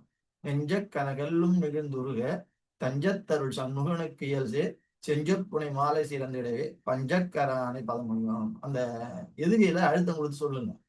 எந்த பாட்டு படிச்சாலும் இந்த எதுகை மோனைகளை நாம அதுக்கு ஒரு அழுத்தம் கொடுக்க வேண்டும். அப்பதான் அந்த பாட்டினுடைய ஓசை நம்மால் உணர முடியும். செம்மான் மகளை திருடும் திருடன், செம்மான் மகளை திருடும் திருடன். இன்னும் வந்துச்சு பாருங்க, செம்மான் மகளை 4 சேரு, செம்மான் மகளை திருடும் திருடன். பெம்மான் முருகன் பிறவான் இரவான், பெம்மான் முருகன் பிறவான் இரவான். சும்மா இரு சொல் அறையன் தழுமே, அம்மா பொருளொன்றும் அறிந்திலனே. இப்படி பாருங்க, அம்மா சும்மா எம்மா இப்படி வந்திருக்கிறது. இந்த அடிக்கடி இந்த எதுக்கு திருப்பி திருப்பி அந்த பாடல் வர்றதுனால அந்த பாட்டினுடைய ஓசை நமக்கு ரொம்ப ஆகும். பூகா என என் கிளைகளுடைய பூகான்னு வந்துச்சு. அப்புறம் போகா, போகா வகைமை பொருள் பேசியவா, நாகா செலவே லவனாலுகவி தியாகா சொல்லோக சிகாமணி அப்படின்னு இருக்கு. அது போல இந்த பாட்டினுடைய அமைப்பை பார்த்தீங்கன்னா கலி விருத்தம் கேட்பதற்கும் படிப்பதற்கும் சுவைப்பதற்கும் மிக இனிமையாக இருக்கும் அந்த பாடல்லாம். இவர் 4000 திவ்ய பிரபந்தம் பார்த்தீங்கன்னா எழுதியிருப்பாங்க. உயர்வர உயர்நலம் உடையவன் எவன் அவன். இது எல்லாரும் கேள்விப்பட்ட பாடலா இருக்கும். உயர்வர உயர்நலம் உடையவன் எவன் அவன், அயர்வரும் அமரர்கள் அதிபதி எவன் அவன், உயர்வர உயர்நலம் உடையவன் எவன் அவன். 4 சீர் இருப்பாங்க. உயர்வர உயர்நலம் உடையவன் எவன் அவன், அயர்வர மதிநலம் அருளிலன் எவன் அவன். அது போல அந்த 4 சீர்களாகவே அந்த பாட்டு 4 அடியும் அமைந்திருப்பதை பார்க்கலாம். 4000 திவ்ய பிரபந்தம். இது போல இந்த பழைய சுவையான இந்த பாடல்கள் எல்லாமே நம் பழைய இலக்கியங்கள்ல நிறைய நாம் பார்க்கலாம். அதனால இந்த பாடல்களும் நம்ம எழுதுவதற்கு எளிதாக இருக்கும். அதனால இதுதான் கலிப்பாவை பற்றி நாம் தெரிந்து கொள்ள வேண்டியது. கலிப்பாவினுடைய வகை என்ன இருக்கிறது, கலிப்பாவினுடைய இனம் என்ன என்று தெரிந்து கொண்டாலே இந்த பாடல் எவ்வளவு எந்த அமைப்பிலே அமைக்கப்பட்டிருக்கிறது என்பதை நம்ம தெரிந்து கொள்ள முடியும். பொது இலக்கணம் என்னன்னு பார்த்தோம். அப்புறம் கலிப்பாவினுடைய வகைகளை பார்த்தோம். ஒத்தாழசி கலிப்பா, வெண்கலிப்பா, கொச்சக கலிப்பா, உரல் கலிப்பா என்று பார்த்தோம். பா இனத்தை பார்க்கின்ற பொழுது கலித்தாழிசை, கலித்துறை, கலிவிருத்தம் என்ற 3ஐயும் பார்த்தோம். நான் அனுப்பியிருக்கிறேன். அந்த குறிப்பை மட்டும் நீங்க கொஞ்சம் நினைவில் கொள்ளுங்கள், அது போதுமானது. நம்ம இதை எழுதி பார்க்கின்ற பொழுது, பழகின்ற பொழுது இந்த பாடல்களை எல்லாம் பழக்கத்திலே உள்ள இந்த பாடல்களை எல்லாம் நம்ம எழுதி பார்ப்போம். அடுத்து இந்த வஞ்சிப்பாயம் பார்த்துருவோம். வஞ்சிப்பாயம் முடிஞ்சதுன்னா உங்களுக்கு ஓரளவு மரபு கவிதை முடிஞ்சது மாதிரி இந்த வாரத்துல இதை முடித்து விட்டு அடுத்த வாரத்துல இருந்து நம்ம கொஞ்சம் தற்காலத்தில் புழங்குகின்ற இந்த கும்மி பாடல்கள், சிந்து பாடல்கள், அது போல நடைமுறையில் இருக்கக்கூடிய பயன்படுத்தக்கூடிய ஓசை உள்ள சில பாடல்களை பற்றி நம்ம எழுதி பழகலாம் அடுத்த வாரம். அதற்கு அடுத்த வாரத்துல நம்ம ஒரு தேர்வு வைத்துக் கொள்ளலாம். அதனால இன்றைக்கு தேர்வு என்று குறிப்பிட்டிருந்தது தேவையில்லை. இன்றைக்கு இது அந்த வஞ்சிப்பா முடிஞ்சதுன்னா நம்ம மரபினுடைய இலக்கணத்தை நம்ம முழுவதும் கற்றுக்கொண்டோம் என்றுதான் அர்த்தம். பிறகு அடுத்த வகுப்புல வந்து இப்ப தற்கால பா வகைகளை பற்றி நம்ம கொஞ்சம் பார்த்துட்டு அதற்கு அடுத்த வாரம் ஒரு தேர்வு போல ஒன்று வைத்துக் கொள்வோம். தேர்வு வந்தோடனே நீங்க ஒன்றும் அச்சப்பட தேவையில்லை. அந்த எல்லாமே நான் வந்து உங்களுக்கு பாதி பாட்டு எழுதி கொடுத்துருவோம். மீதி பாட்டை நீங்க நிறைவு செஞ்சா போதும். அது போல ஓடிட்ட இடங்கள் நிரப்புவது போலதான். நீங்க இப்ப மனதிலே இருந்தால் நீங்க அதை அப்படியே குடிச்சுட்டா போதுமானது. இங்கேயே ஒரு 1/2 மணி நேரத்துல நம்ம எழுதி அப்படியே எனக்கு கொடுத்துட்டீங்கன்னா உடனே நான் அதை பத்தி இப்ப சரியா இருக்கா நான் பார்த்துக்கணும். அதனால அதுக்கு அடுத்த வாரம் வைத்துக் கொள்ளலாம். இன்னும் 2 வாரத்துல நம்ம இந்த வகுப்பு நிறைவு செய்து விடலாம். அதனால இந்த கலிப்பா என்பதை பற்றியும் அடுத்து வஞ்சிப்பா என்பதை பற்றியும் பார்த்தோம்னு சொன்னா இந்த மரபு கவிதை ஓரளவு முடிந்துவிடும்.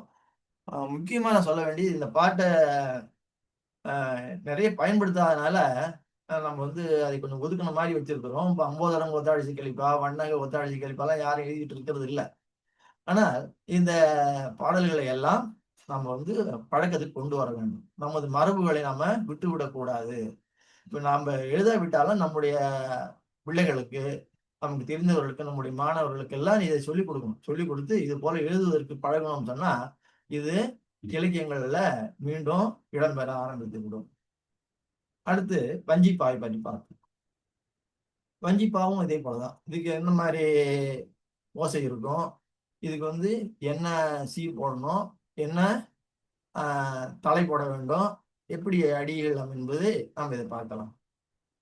இதுவரையும் நாம் பார்த்ததுல எல்லா பாடல்களுமே ஒரு அடியில 4 சீர்கள் தான் வர வேண்டும் என்று பார்த்தோம் இல்லையா? இந்த வஞ்சிப்பாய் மட்டும் அது மாறி போகுது. ஒரு அடியில நீங்கள் 4 சீர் போட வேண்டாம். இந்த வஞ்சிப்பா வந்து 2 அதாவது குரல் அடியாலே எழுதலாம், சிந்தடியாலேயே எழுதலாம் என்ற அளவில் இந்த பாடல்கள் அமைந்திருப்பதை நாம் பார்க்கலாம். அதே போல இது வஞ்சி தாழிசை, வஞ்சித்துறை, வஞ்சி விழுத்தம் என்ற இனங்களும் உடையதாக இருக்கும். இப்படி பார்க்கின்ற பொழுது வஞ்சிப்பா என்பதற்கு என்ன அசை, என்ன சீர், என்ன தலை என்று பார்க்கும்பொழுது அந்த பெயராலேயே நாம் தெரிந்து கொள்ளலாம். இது எழுத்து அசை சீர் சொல்லும் பொழுது என்ன சீர் வரும்? இது 3 சீர்ச்சீரா தான் இருக்கும். அது என்ன சீர்? தேமா கனி, புளிமாங்கனி, கருவிளங்கனி, குவிளங்கனி என்ற கனிச்சீர்கள் தான் இந்த பாடல் வஞ்சிப்பாவில இடம்பெறும். அது வெண்பா மாதிரி கட்டாயம் கிடையாது. இது பெரும்பாலும் வரும். கனிச்சீர் என்பது பெரும்பாலும் வர வேண்டும். கனிமுன் நேர் வந்ததுன்னா ஒன்றாத வஞ்சித்தலைன்னு பார்த்தோம். கனிமுன் நிறை வந்ததுன்னா ஒன்றிய வஞ்சித்தலை. இப்ப சீருக்கு அடுத்து தலை வருகின்ற பொழுது இது ஒன்றாவது வஞ்சித்தலையும் ஒன்றிய வஞ்சித்தலையும் உடையதாக இருக்க வேண்டும் என்பதுதான் இதனுடைய முக்கியமான இலக்கணம். இதுவும் அது போலதான். இது வந்து மற்ற தலைகளும் வந்தாலும் எது அதிகமா வரணும்? ஒன்றிய வஞ்சித்தலையும் ஒன்றாவது வஞ்சித்தலையும் தான் மிகுதியாக வர வேண்டும். காய்ச்சீர் வந்ததுன்னா இது வந்து வெண்பாக்குரிய தலைகளும் வந்திருக்கணும். அதுபோல அடியை பொறுத்து பார்க்கின்ற பொழுது குரலடி, குரலடினா ஒரு அடியில 2 சீர் வரும். குரலடியில 2 சீர்களாக அந்த பாட்டு அமைந்திருக்கும். சிந்தடின்னு சொன்னா 3 சீர்களாக அந்த பாட்டு அமைந்திருக்கும். இப்படி இந்த அடிகளையும் பார்க்கும்போது குரலடி சிந்தடியாக வரும். கலிப்பால் பார்த்தோம் இல்லையா, ஒரு தனிச்சொல் வரும், கடைசியில ஒரு ஆசிரிபாவால் முடியும்னு பார்த்தோம்ல, அது போல இதுவும் முடியும். வஞ்சிப்பா எழுதுகின்ற பொழுது குரலடியால் எழுதிட்டே வருவோம், கடைசியில ஒரு தனிச்சொல் அதனால் அல்லது எனவாங்கு அது மாதிரி ஒரு தனிச்சொல் இருக்கும். அப்புறம் அந்த கருத்து முட்டு பெறுவதற்கு ஒரு சுரிதகம் என்ற ஒன்றை எழுதும். சுரிதகம் என்று சொன்னால் அது ஆசிரியர் சுரிதகம் அல்லது வெண் சுரிதகம் என்று சொல்லுவாங்க.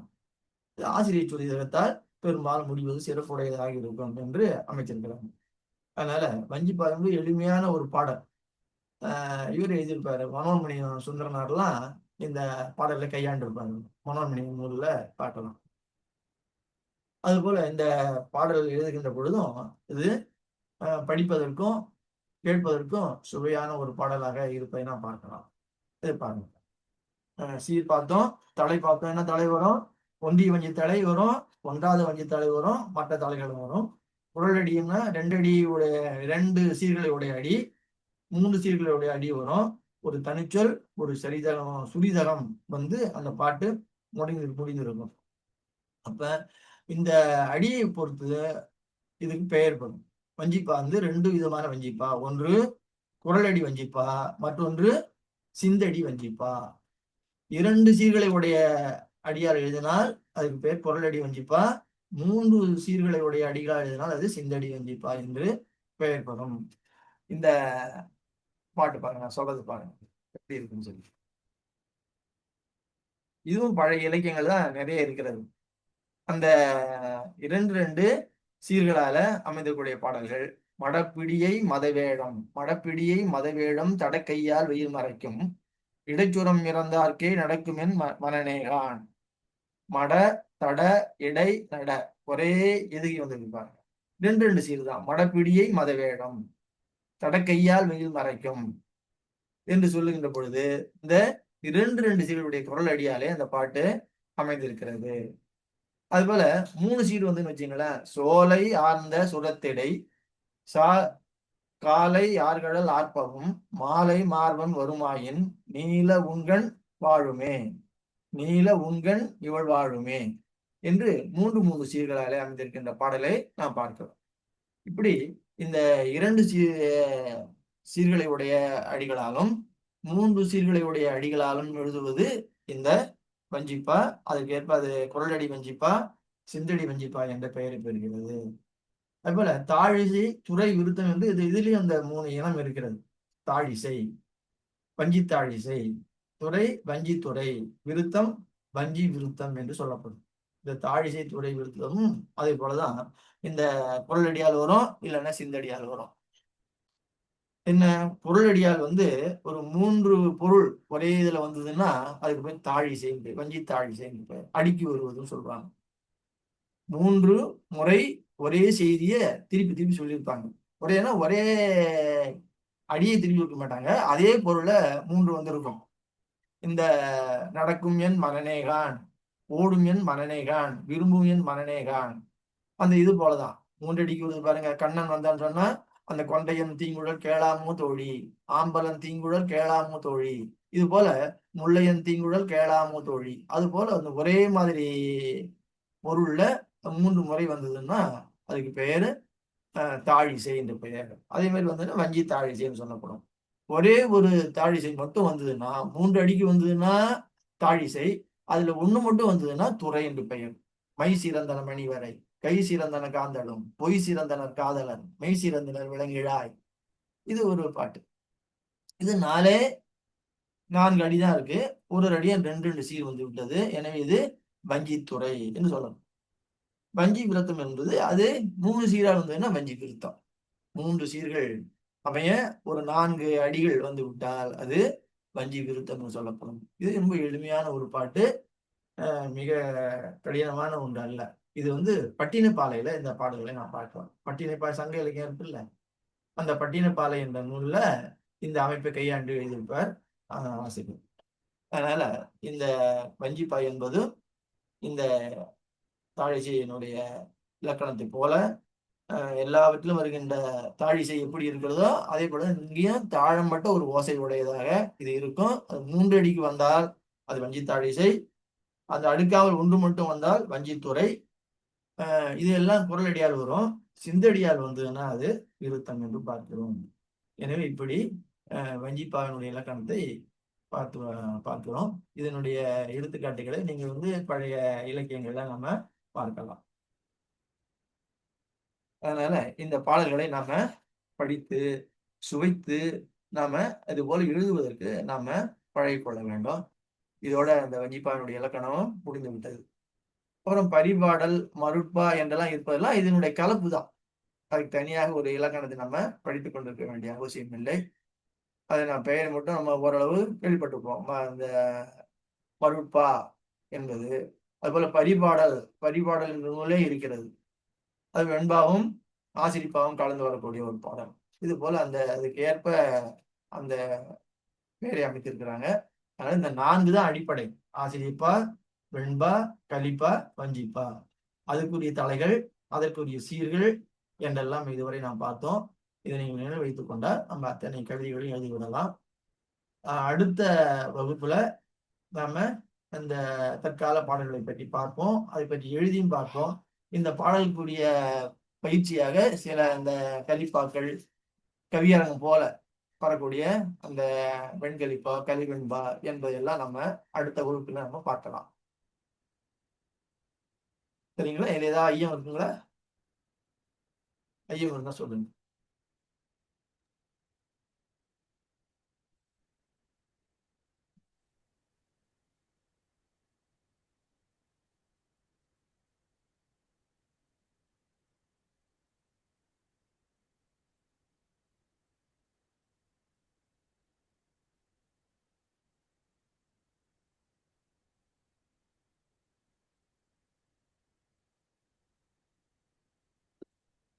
ஐயா இப்ப சொல்லுங்க. கலிவிருத்தத்துல வச்சு எழுதலாம்னு சொன்னீங்கல்லங்க ஐயா, சொல்லுங்க. அந்த வாய்ப்பாடு கலிவிருத்தத்துல நம்ம வாய்ப்பாடு வச்சு ஆமா, ஆமா. எழுதலாம்னு சொன்னீங்க.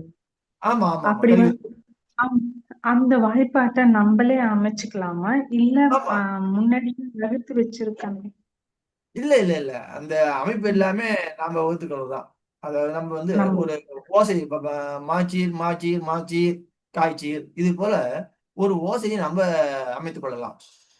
அந்த வகை தான் நாம வந்து அவங்க சொல்லியிருக்காங்க. இலக்கணம் சொல்லும் போதெல்லாம் அந்த வகை தான். 4 அடி போடுங்க, 4 சீர் போடுங்க, 5 சீர் போடுங்க. இப்ப கட்டளை கலித்துறைன்னு ஒரு பாட்டு இருக்கு இல்லைங்களா? கட்டளை கலித்துறை ஆமாங்க ஐயா. வந்து 5 சீர் வரணும். ஒரு அடியில 5 சீர் வரணும்.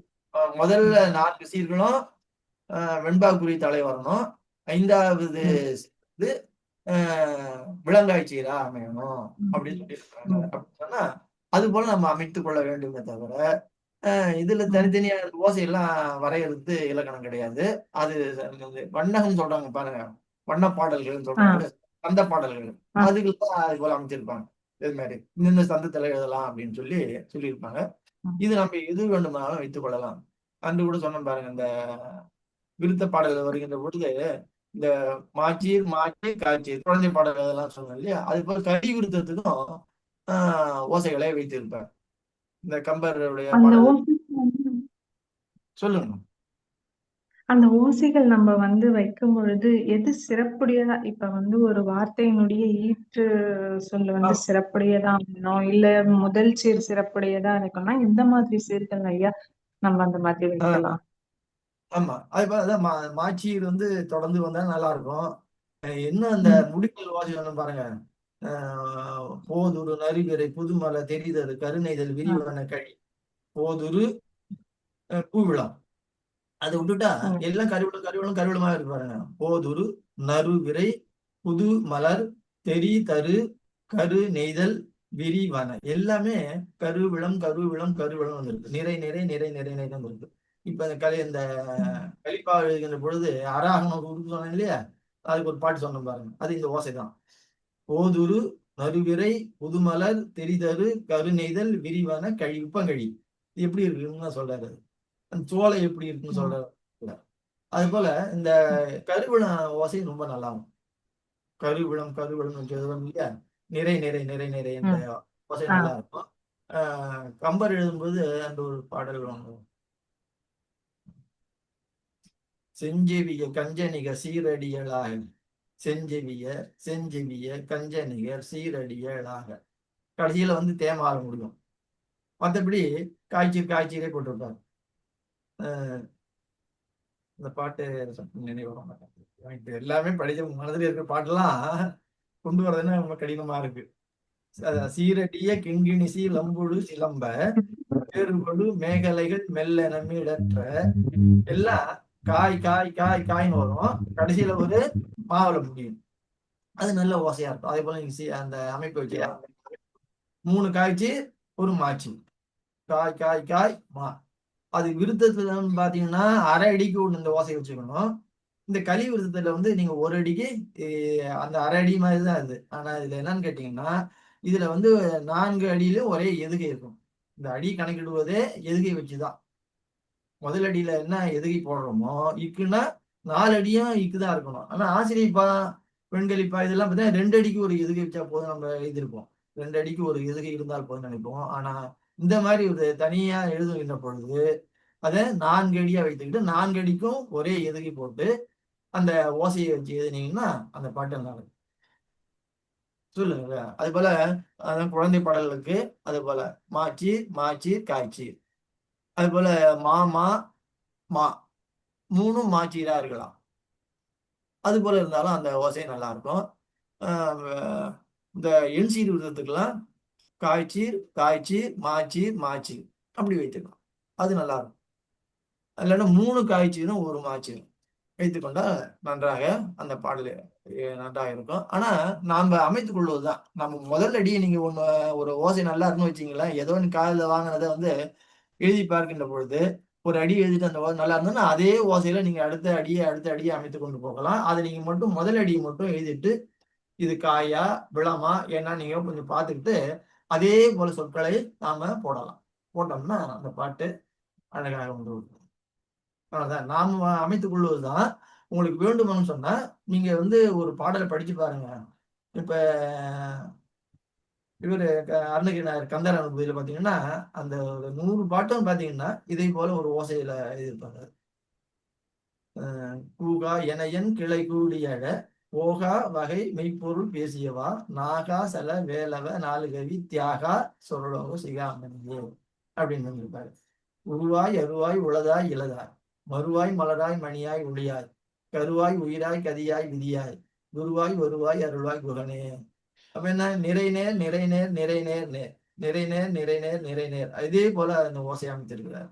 இதே அந்த பாட்டு நம்ம அடிக்கடி கேள்விப்பட்டிருக்கோம். இது போலதான் அந்த சந்தம் ஓசை என்பதும் நாம முதல் அடியில என்ன அமைப்பு எழுதுறோமோ அதையே அடுத்த அடியில இருந்து நம்ம கொண்டு வரணும். சொல்லுங்கம்மா, புரியுதுங்களா?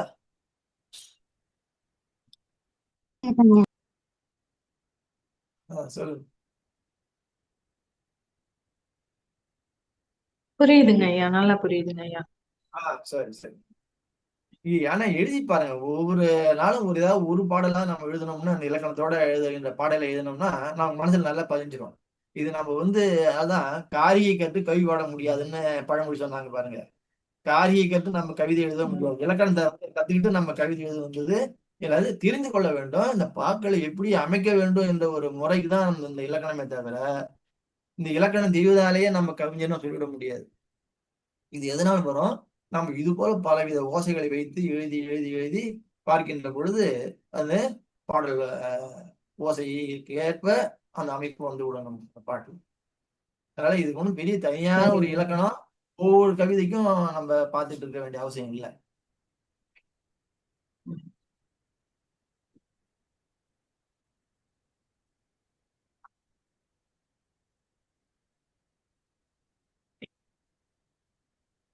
இப்போ ஒரு பாட்டு எழுதி பார்ப்போமா?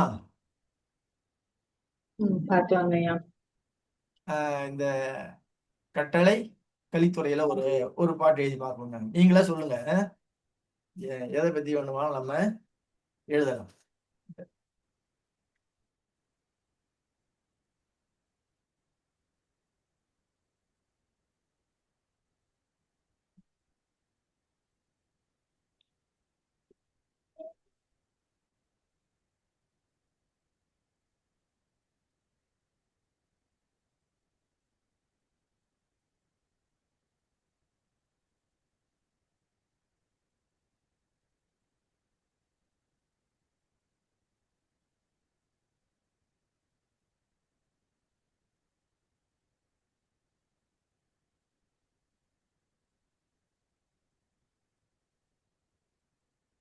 இந்த இதை பத்தி ஒண்ணு எழுதுவோமா? சொல்லுங்க, ஏதாவது ஒரு பொருள் சொல்லுங்க. அந்த பொருளை பத்தி நம்ம ஒரு பாட்டு எழுதுவோம். புத்தாண்டு புது வருடம். புத்தாண்டு. புத்தாண்டை பத்தி ஒரு பாடல் புத்தாண்டு.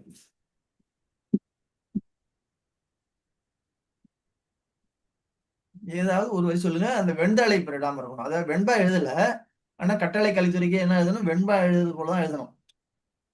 கட்டளை கலித்துறை எழுதுகின்ற பொழுது ஒரு வெண்பா எப்படி எழுதுறோமோ அது போலதான் எழுதணும். ஆனா கடைசி சீர் 4 சீர் தானே போடுவோம் வெண்பாவில. ஆனா இதுல 5 சீர் போடணும். 5 சீர் போடணும். 4 சீரும் வெண்பாவை போல இருக்கணும். 5வது சீரு விலங்காய் சீரா இருக்கணும். அதான் விலங்காய்னா என்ன? கரு விலங்காய், பூ விலங்காய் என்ற ஏதாவது ஒரு சீர். அப்ப நேர் வரணும்னு சொன்னா கூவிளங்காய் போட்டுக்கணும். அந்த முதல் அசை வந்து நிறைய வரணும்னா கருவிளங்காய் போட்டுக்கணும். விலங்காய் சீராக சீக்கணும். முதல் 4 சீர்களும் என்னவா இருக்கணும்? 4 சீர்களும் வெண்பாவுக்குரிய சீராக இருக்கணும். சொல்லுங்க, ஒரு வரி சொல்லுங்க. நம்ம எழுத ஆரம்பிக்கிற போது சொல்லுங்க. பழையன போயின பழையனவா? போயின என்னம்மா? பழையன போயின பழையன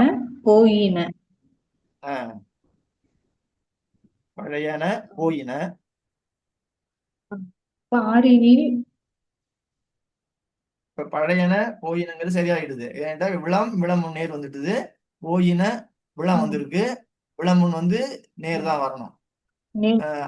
அது பாவல வந்தா நல்லா இருக்கும். இல்லாட்டா கூட பரவாயில்ல. இது வந்து கடைசியில இருக்கிறது தான் நம்ம கவனிக்கணும். இந்த மோனை வந்து கட்டளை கலித்துறை எழுதுறோம் இல்லையா?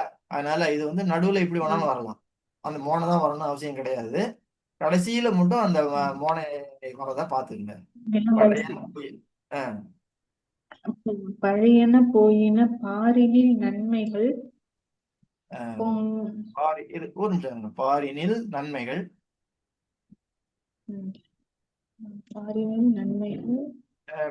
பாரினில் நன்மைகள் ஆயிடுது. திரும்பவும் நம்ம எப்படி ஆகுதுன்னா கூவிளங்காய் போடணும். ஏன்னுட்டா நன்மைகள் விளம் வந்துச்சு இல்லையா? விளமும் நேர் வரணும். விளமும் நேருதுன்னா விலங்காய்ச்சி தான் போடணும்னா கருவிலங்காய் போடக்கூடாது. என்ன போடணும்? கூவிளங்காய்ச்சி தான் போடணும். கூவிளங்காய். பழையன பொங்கிடவே. நன்மைகள் பொங்கிடவே. பொங்கிடவே.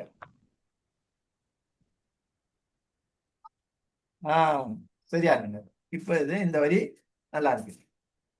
அடுத்தது எப்படி ஆரம்பிக்கணும்? 2வது எழுத்து ழயில இருக்கிற மாதிரி ஏதாவது ஒண்ணு போடலாம். உழைப்பவர் வாழ்வில். உழைப்பவர்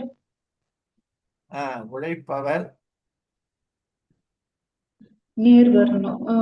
வாழ்வில்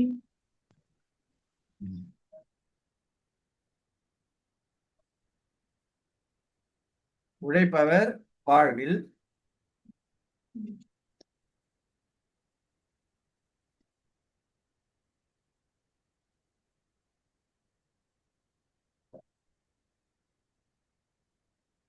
யார் வேணாலும் சொல்லலாம். நீங்களே தான் சொல்லணும். இல்ல நீங்களும் சொல்லலாம், மத்தவங்களும் சொல்லலாம். எது சரியா இருக்கு நம்ம போட்டுக்கலாம். உயர்வு பெற. உயர்வு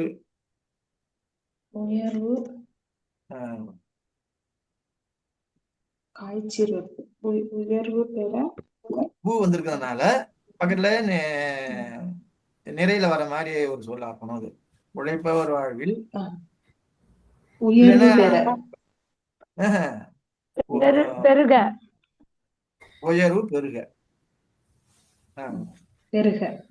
பெருக அது வந்து கணிச்சிரம். உயர்வு பெற.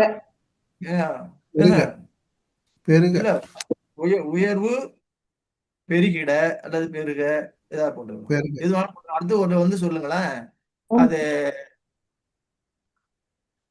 2 சீரா சொல்றீங்க இல்லையா? உயர்வு பெருக அப்படின்னு. சரி சரி. இப்ப 5வது சீர் வரணும். இப்ப பொங்கிடவே சொன்ன மாதிரி ஊல வர மாதிரி ஒரு சொல்லுங்களேன். எது வேணாலும் இருக்கலாம். உள்ளத்தில் மகிழ்ச்சி. ஒரு சீர் தான் வேணுங்க. அது வந்து விலங்காயா இருக்கணும்.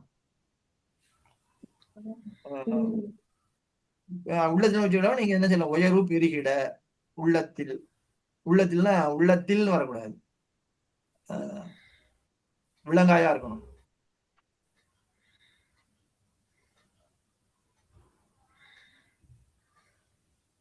உரைத்திடவே. உயர்வு பெருக நிறையில ஆரம்பிக்கணும். உயர்வு நாளெல்லாம் பெருக. ஐயா உயர்வு நாளெல்லாம் பெருக கரெக்டா இருக்கும் ஐயா. உயர்வு நாளெல்லாம் பெருகவா? அப்படி வரக்கூடாது. உயர்வு பெருகுன்னு சொல்லிட்டீங்களா, அடுத்து சொல்லணும். நாளெல்லாம் உயர்வு உழைப்பவர் வாழ்வில் உயர்வு பெருக. ஆ, நாளெல்லாம் உரைத்திடவே. நாளெல்லாம். ம், ம். நாளெல்லாம். நாளெல்லாம் என்ன சொன்னீங்கன்னா விழம் வந்துடுது, காயா இருக்கணும், 3 அசைச்சீரா இருக்கணும். அது உரை நாளெல்லாம். உரைத்திடவே. ஆ, உரைத்திடவே. உழைத்திடவே. உரைத்திடவே சொல்றேன். உரைத்திட சொல்றது. அவங்க புகழ நான் உயர்வுன்னு சொல்றேன். சரி சரி. உழைப்பவர் வாழ்வில் உயர்வு பெருக நான் உரைக்கிறேன். உரைத்திடவே. உரைத்திடவே சரியா இருக்கும். விலங்காய ஐ பெருக. கருவிலங்காய இருக்குது. எனவே அது வந்து விலங்காய் சீரா முடிஞ்சிருக்கு. அடுத்தது இன்னும் 2 அடி சொல்லணும். அதே நகரத்துல வரணும். தழைத்திட தழைத்திட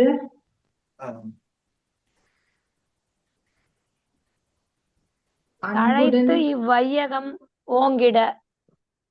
தழைத்திட வையகம் ஓங்கிட. வையகம் ஓங்கிட. தழைத்து இவ் தழைத்து தழைத்து வையகம்.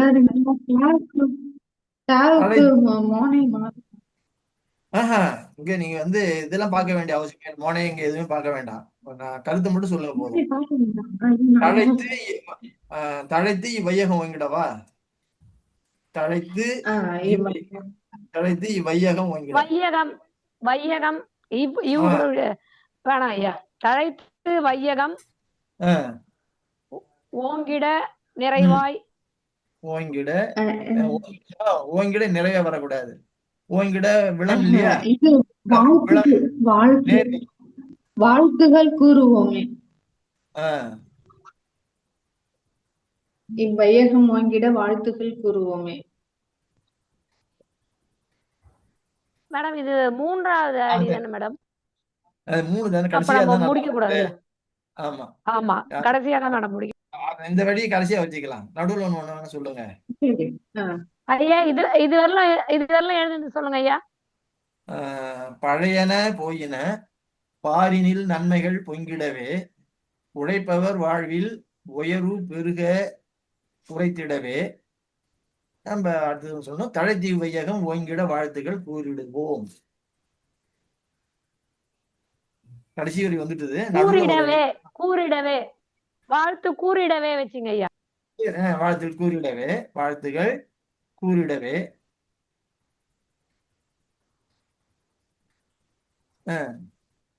கடைசி வரி சொல்லுங்க.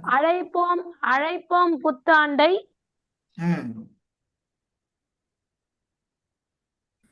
இத பாருங்க, அழைப்போம் வந்து புளிமாவா இருக்கு. மாமும் என்ன வரணும் என்றால் என்ன, நிறை வரணும். புத்தாண்டுன்னா நேர் வந்து அழைத்து கூறி அழைத்து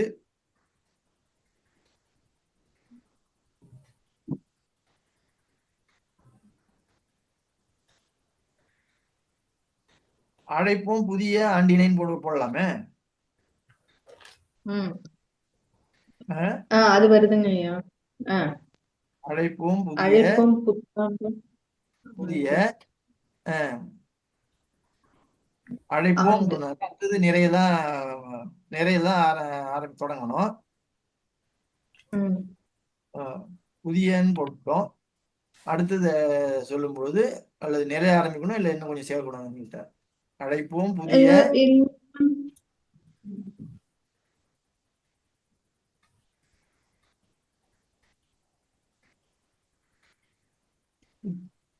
புத்தாண்டுன்னு போடலாங்கிறீங்களா? எப்படி போடலாங்கிறீங்க? அழைப்போம்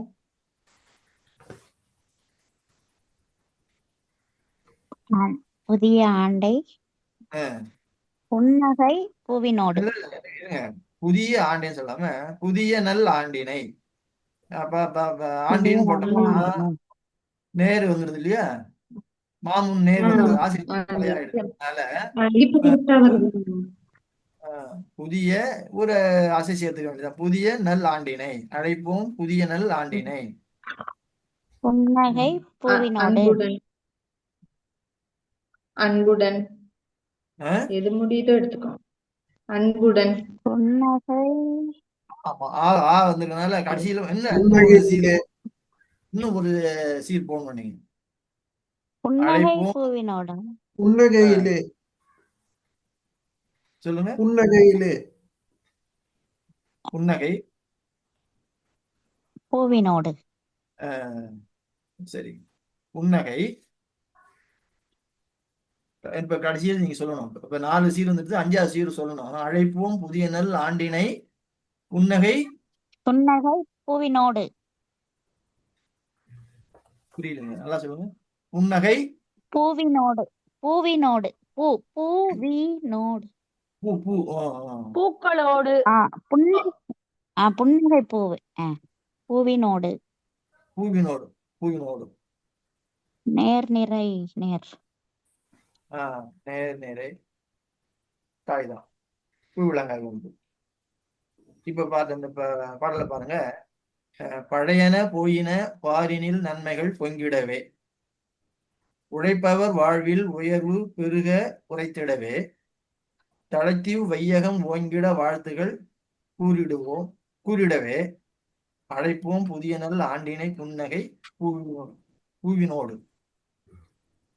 சரி, இப்ப இது என்ன கேட்டீங்கன்னா, இந்த ஐயா பூக்களோடு.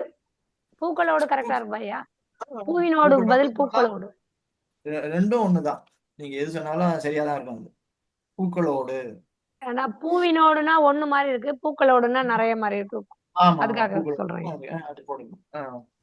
அழைப்போம் புதிய நல் ஆண்டினை புன்னகை பூக்களோடு. நல்லா இருக்கு. இதுல என்ன செய்யணும்னு கேட்டீங்கன்னா, இந்த தழைத்து வையகம் ஓங்கிட வாழ்த்துகள் கூறிடுவோம் வந்துட்டு. இப்ப தா வந்ததுனால அது அங்க மோனை வந்தா நல்லா இருக்கும். புரியல இருந்தாலும் மோனை வந்தா நல்லா இருக்கும். தாவுக்கு தகரத்துல இருந்தா நல்லா இருக்கும். ஐயா அந்த வரி கொஞ்சம் சொல்லுங்க ஐயா. தழைத்தீவு வையகம், தழைத்தீவு வையகம் ஓங்கிட வாழ்த்துகள் தந்திடுவோம் சொல்லாமா, கூறிடுவோம் தந்திடவே. தந்த வாழ்த்து அட்டைகள். அந்த வாழ்த்து தாவுக்கு தா வர்ற மாதிரி தந்திடவே கரெக்டா இருக்கு ஐயா. தந்திட வாழ்த்துக்கள். தந்திடவே தான். இதுல வாழ்த்துக்கள் தந்திடவேன்னா அந்த கடைசி வரியில கூட புன்னகை பூத்திடவேன்னு போட்டுக்கலாம் இல்லையா? தந்திடவே. ஆமா ஆமா, பூத்திடவேன்னு போட்டா பூத்திடவே அப்படின்னா அந்த சொல்ல அந்த இது கரெக்டா இருக்கும் இல்லையா? ஆமா ஆமா, பூத்திடவே. இப்ப சரியா இருந்தது பாருங்க. பழையன போயின பாரினில் நன்மைகள் பொங்கிடவே, உழைப்பவர் வாழ்வில் உயர்வு பெருக உழைத்திடவே, தழைத்து வையகம் ஓங்கிட வாழ்த்துகள் தந்திடவே, அழைப்போம் புதிய நல் ஆண்டினை புன்னகை பூத்திடவே. இப்ப இத கொஞ்சம் எண்ணி பாருங்களேன். ஒற்று சேர்க்க கூடாது. இந்த பாட்டை கொஞ்சம் சொல்ல எழுதிக்கிறீங்களா எல்லாருமே? அப்படி கொஞ்சம் எழுதிங்க. பழையன போயின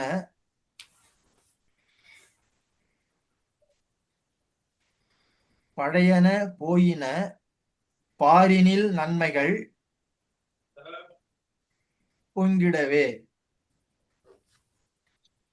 பழையன போயின பாரினில் நன்மைகள் பொங்கிடவே. அடுத்த அடி, உழைப்பவர் வாழ்வில்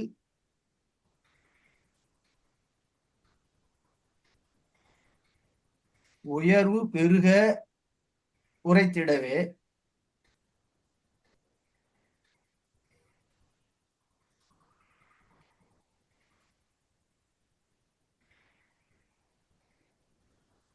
தழைத்தீவு வையகம், தழைத்தீவு வையகம், தழைத்தீவுன்னு போட்டுங்க. தழைத்தீவு வையகம்.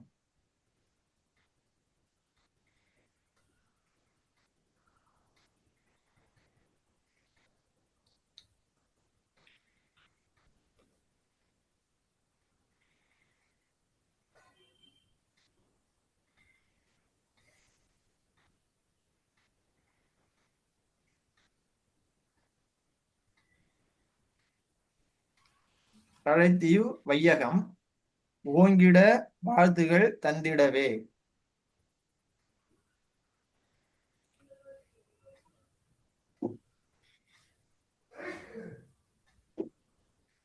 தெரியுங்களா? அழைப்போம் புதியனல் ஆண்டினை புன்னகை பூத்திடவே.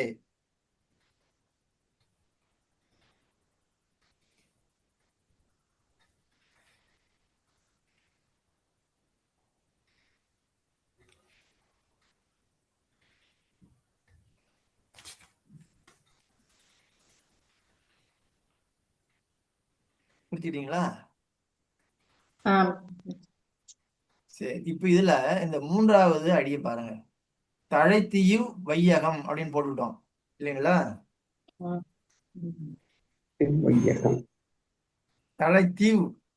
தழைத்தீவுன்னு போட்டோம்னா அது புளி மாவாயிடுது. மாமுன் நிறை வரணும்.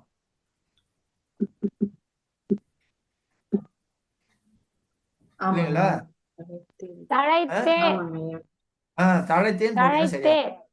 தழைத்தே இவ்வையகம், தழைத்தே இவ்வையகம் ஓங்கிட வாழ்த்துகள் தந்திடவே. சரிங்களா? இப்ப இந்த எழுத்தை எண்ணி பார்க்கணும். இது நேரில் ஆரம்பித்தால் அது 16 எழுத்தா இருக்கணும். நிறையில் அந்த பாடல் ஆரம்பிச்சா 17 எழுத்துகளாக இருக்க வேண்டும். அதான் கட்டளை கலித்துறை. இப்ப எண்ணி பாருங்க. ஒற்று எழுத்துக்கள் சேர்க்கக்கூடாது. புள்ளி வைத்த எழுத்து இருக்கு பார்த்தீங்களா? பாரினில் இல், நன்மைகள், நன், இன்னு, இல் அதெல்லாம் சேர்க்கக்கூடாது. அதை விட்டுட்டு மீதி எண்ணி பாருங்க. இதுல 16 வருதான்னு பார்க்கணுமா 17 வருதான்னு பார்க்கணுமா? இது நிறையில ஆரம்பிக்குது. அதனால இது 17 எழுத்துக்களை பெற்றிருக்க வேண்டும். 17 வருதுங்க ஐயா. 17 வருதுங்க. 17 வருதுங்களா? 17 வந்தாதான் அந்த பாட்டு சரின்னு அர்த்தம். இப்ப 4 அடிகளுமே 17 எழுத்துக்களால் வர வேண்டும். 17 எழுத்துக்களா இருக்கும். 4 அடியுமே 17 எழுத்து வருதுங்க ஐயா. ஒற்று விட்டுட்டு ஒற்று சேர்க்க கூடாது. 4 17 17 வருதுங்க ஐயா. 17 வருதுங்க ஐயா. அப்ப அந்த பாட்டு சரியான பாடல்னு அர்த்தம். நம்ம சரியா எழுதியிருக்கோம்னு அர்த்தம். இப்படி அந்த திருக்கோவையார் முழுவதும் 400 பாடல் முழுவதுமே இப்படி எழுதியிருப்பாரு. அந்த பாட்டு எண்ணி பார்த்தோம்னா நேர் 16, நிறைனா 17 அந்த பாடல் அமைந்திருக்கும். இதுல மோனை பார்க்க வேண்டாமா ஐயா? மோனை பார்க்க வேண்டாமா? மோனை அதான் சொன்னல, முதல்ல சீர்ல மோனை இருக்கிறது, 5வது சீர்ல மோனை இருக்கும். ஆமா, 1லயும் 5லயும் மோனை இருக்கும். இப்ப பாவுக்கு ஓ போட்டிருக்கிறோம், ஊவுக்கு ஊ போட்டிருக்கிறோம், தாவுக்கு தா போட்டிருக்கிறோம், ஆவுக்கு கடைசியில ஊத்திடவேன்னு போட்டோமா? அது கொஞ்சம் மாத்தணும். அழைத்துடுவோம், நல்லா இருக்கும். அப்படி இல்லைன்னா பாட்டு தப்பு கிடையாது. அரும்பிடவே கரெக்டா இருக்குங்க ஐயா. புன்னகை அரும்பிடவே. புன்னகைன்னு நிறை வந்ததுனால நேர்ல தான் ஆரம்பிக்கணும். பூத்திடவே என்பது போலதான் இருக்கணும். அது அமைத்திடவே. நிறை வரக்கூடாது. இல்ல, நேர் வரணும். என்ன எழுத்துல மோனை சொல்லு?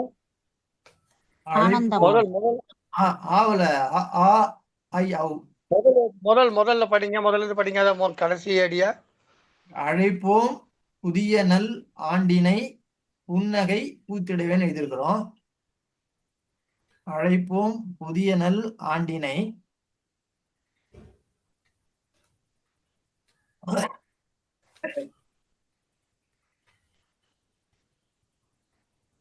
ஆர்த்தேழவேன்னு போடுங்க.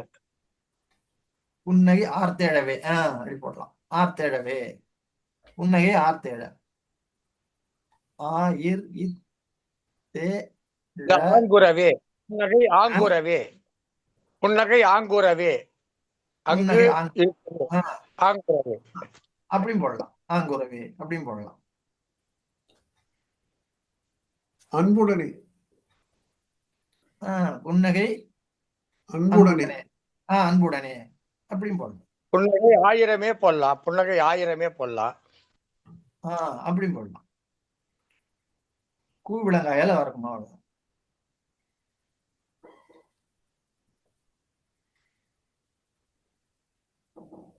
இதுதாங்க கட்டளை கலிப்பான்னு சொல்றது. எழுத்து எண்ணி வர்றதுனால இதுக்கு கட்டளைன்னு பேர் இருந்தது. கட்டளை கலித்துறை, கட்டளை கலித்துறை அப்படின்னு சொல்லுவாங்க.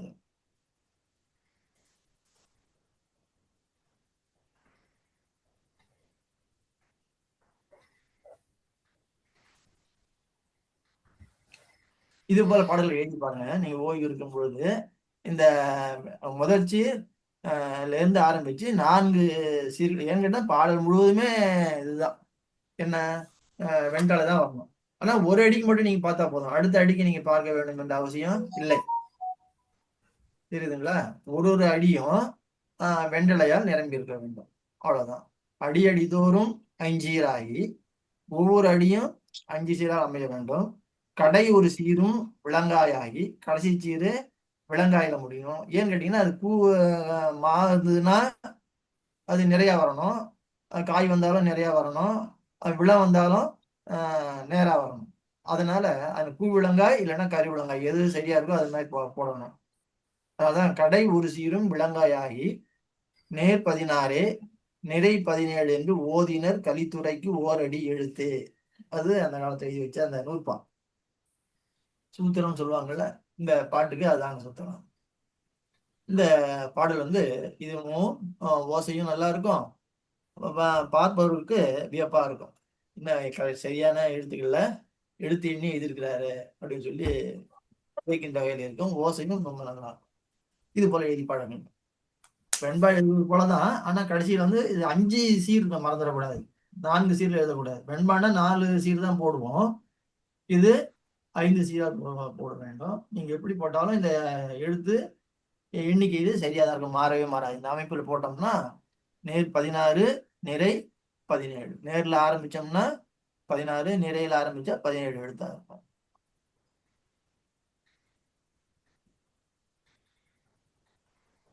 சரிங்களா? இதோட இந்த வகுப்பை நாம் முடித்துக் கொள்ளலாம். நம்ம அடுத்த வகுப்புல சிந்து பாடல்கள், கும்மி பாடல்கள், அப்புறம் இந்த கால அரங்குகள்ல வச்சிருந்த பாடல்கள். இந்த சிந்துலேயே நிறைய சிந்து இருக்கு. காவடி சிந்து, அப்புறம் வளையல் சிந்து, அந்த இதெல்லாம் ஒவ்வொன்றும் அந்த ஓசைக்கு ஏற்ப வெவ்வேறு பேர் வச்சிருப்பாங்க, வேற ஒன்றும் கிடையாது. எப்படி நம்ம தாழிசை துறை விருத்தம் சொல்றோமோ அதே போல அந்த சிந்து பாடல்களும் சத்த பாடல்களும் இந்த கும்மி பாடல்கள்லாம் பார்த்தீங்கன்னா இந்த ஒரு அமைப்புல அவங்க எழுதியிருக்கு, நம்ம பார்க்கலாம். அது ரொம்ப எளிமையான செய்தி தான். இதே தான் நம்ம அன்றைய பார்க்க போகிறோம். ஆனால் எழுதி பார்க்கலாம். அடுத்த வகுப்பு முழுக்க முழுக்க நம்ம பயிற்சி தான், எழுதி பார்க்கின்ற வகையில நம்ம எழுதி பார்க்கலாம். அதுக்கு அடுத்த வாரம் வேணா நம்ம அந்த ஒரு தேர்வு ஒன்றை வைத்து நம்ம முடித்துக் கொள்ளலாம். இன்னும் 2 வாரத்துல இந்த வகுப்பை நாம முடித்துக் கொள்ளலாம். புரியுதுங்களாமா? வேற ஏதாவது உங்களை ஐயா சொல்லுங்க. ஆமா, நீங்க காலையில அந்த பாடல் பாத்தீங்களா? புரியுதுங்களா? அது வெண்பா சரி பண்ணிட்டேங்க ஐயா. சரி பண்ணிட்டு இன்னொன்னு எழுதிருக்கிறாங்க ஐயா. எழுதிருக்கீங்களா? சரி, நன்றி ஐயா. நல்லா இருந்தது. நான் எழுதிட்டேங்க ஐயா. சரிங்க, சரி. நன்றி ஐயா. நன்றி ஐயா. நன்றிம்மா. வேற ஏதாவது ஒரு நடுவில் ஐயா வந்தா கேளுங்க, எனக்கு அனுப்புங்க, நான் சொல்றேன்.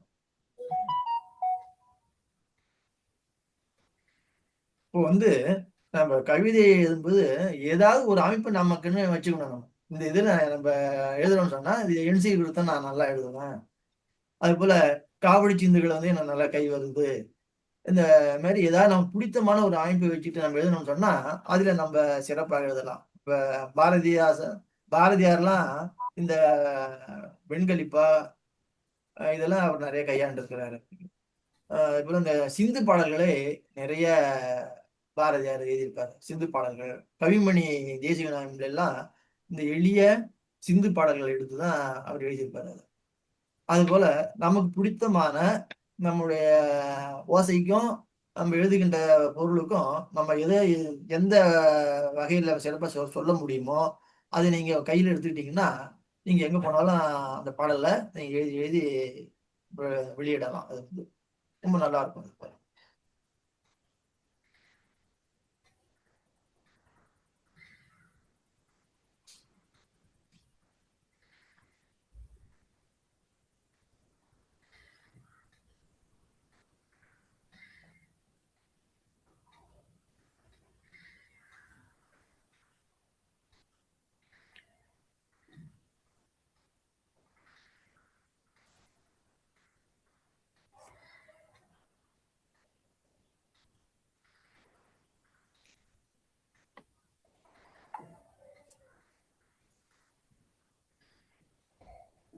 வேற ஏதாவது ஐயம் உண்டுங்களா?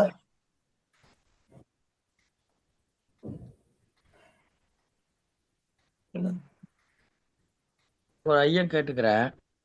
சொல்லுங்க சொல்லுங்க. நானே ஒரு உங்ககிட்ட படிச்சுட்டே வச்சுக்கிட்டு நானா ஒரு இயல்பா ஒரு தன்மை எடுத்துக்கிட்டு ஒரு எழுதினேன். அது எந்த சரி. இலக்கணம் எனக்கு தெரியல. இப்ப நீங்க சொன்னீங்க திருப்பாவை திருவம்பாவை எல்லாம் வந்து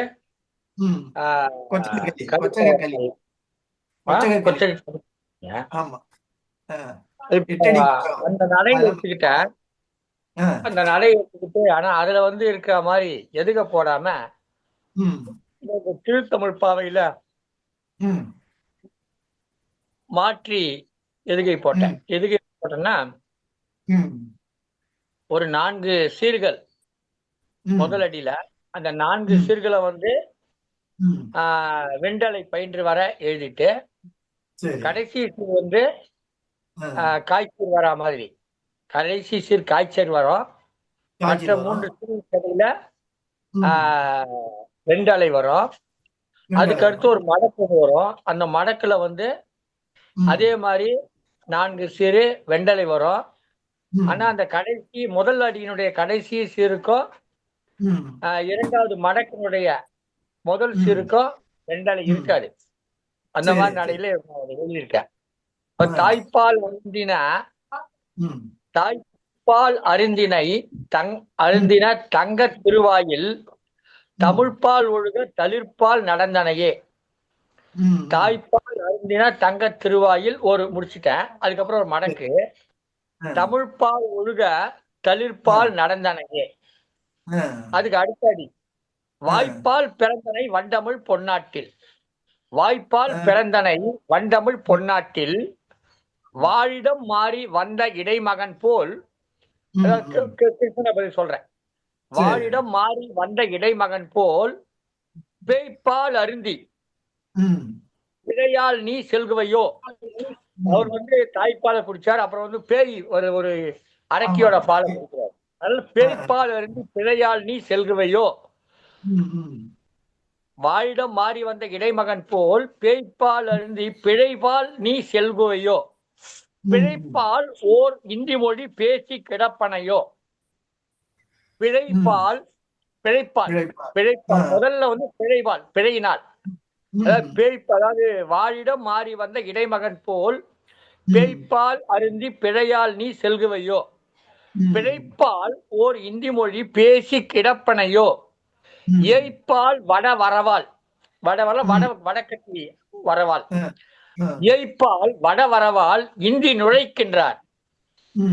ஏய்ப்பால் வட வரவால் இந்தி நுழைக்கின்றால் ஏன் இன்னும் தூங்கி எழுந்தேலோர் எம்பாவாய் அப்படின்னு முடிச்சிருக்க அந்த பாடல. இது ஏதாவது ஒரு இலக்கண வகைக்குள்ள வருமா வராதான்னு எனக்கு தெரியல. நீங்க வந்து என்சி விருத்தம் போல எழுதி போடுறீங்க இல்லையா? ஆமா ஆமா என்சி போட்டு கீழே வந்து மடக்கி இருக்கீங்க. அதை அரை அடியில வந்து அந்த ஓட்டையை வச்சுட்டு காய் மாத்தேம உருளை காய் தான் ஒரு வச்சுங்களேன். ஆனா இதுல அப்படியே இதுல வந்து இடையில வந்து வெறும் வெண்டலை பயின்று வரா மாதிரி எழுதிக்கிறேன். வெண்டலை ஓசை நல்லா இருக்கும். வெண்டலையில போட்டீங்கன்னா நல்லா இருக்கும். இது ஏன்னா இந்த பாடல் வந்து பாடுவதற்கான பாடலா இருக்கணும். இதை வந்து பிற்காலத்துல பாடணும்ன்ற நோக்கத்தாக அது எழுதப்பட்டிருக்கு. தாய்ப்பால் அருந்தின தங்க திருவாயில் தமிழ்பால் ஒழுக தளிர்பால் நடந்தனையே.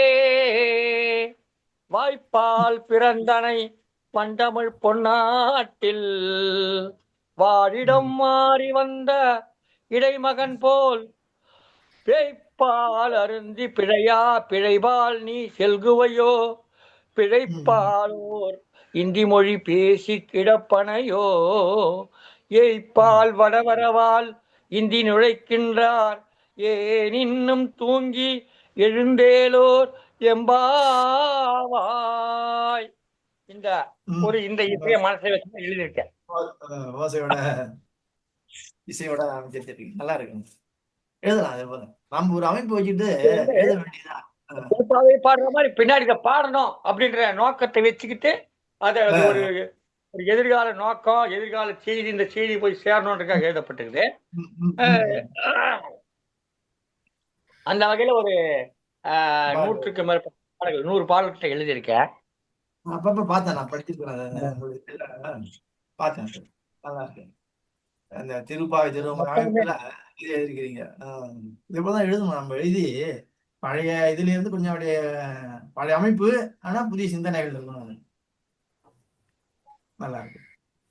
கூடிய வரையில அந்த ஒரு நூற்றாண்டுகளுக்கு முன்பு பயன்படுத்திய செய்திகளை எல்லாம், சொற்களை எல்லாம் கொண்டு வரணும், செய்திகளையும் கொண்டு வரணும், அதுக்கு மாற்றான கருத்துக்களை வைக்கணும் அப்படின்ற நோக்கத்தோடு எழுதப்பட்டிருக்குது. இத முதல்ல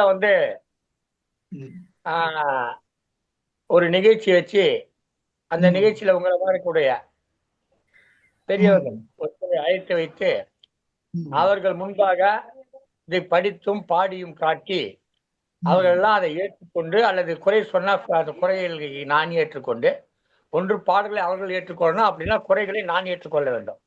அந்த குறையான பாடல்களை நீக்கி அல்ல குறைகளை நீக்கி அதை பதிப்பிக்கணும் அப்படின்ற எண்ணத்தோட இருக்கு.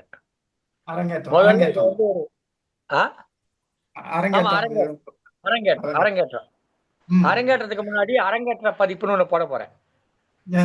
நூல் பதிப்பு மாதிரி ஒரு 100 நூல்களை அரங்கேற்ற பதிப்பு போட போறேன். அரங்கேற்ற பதிப்பு போட்டு அதை கொடுப்பேன்.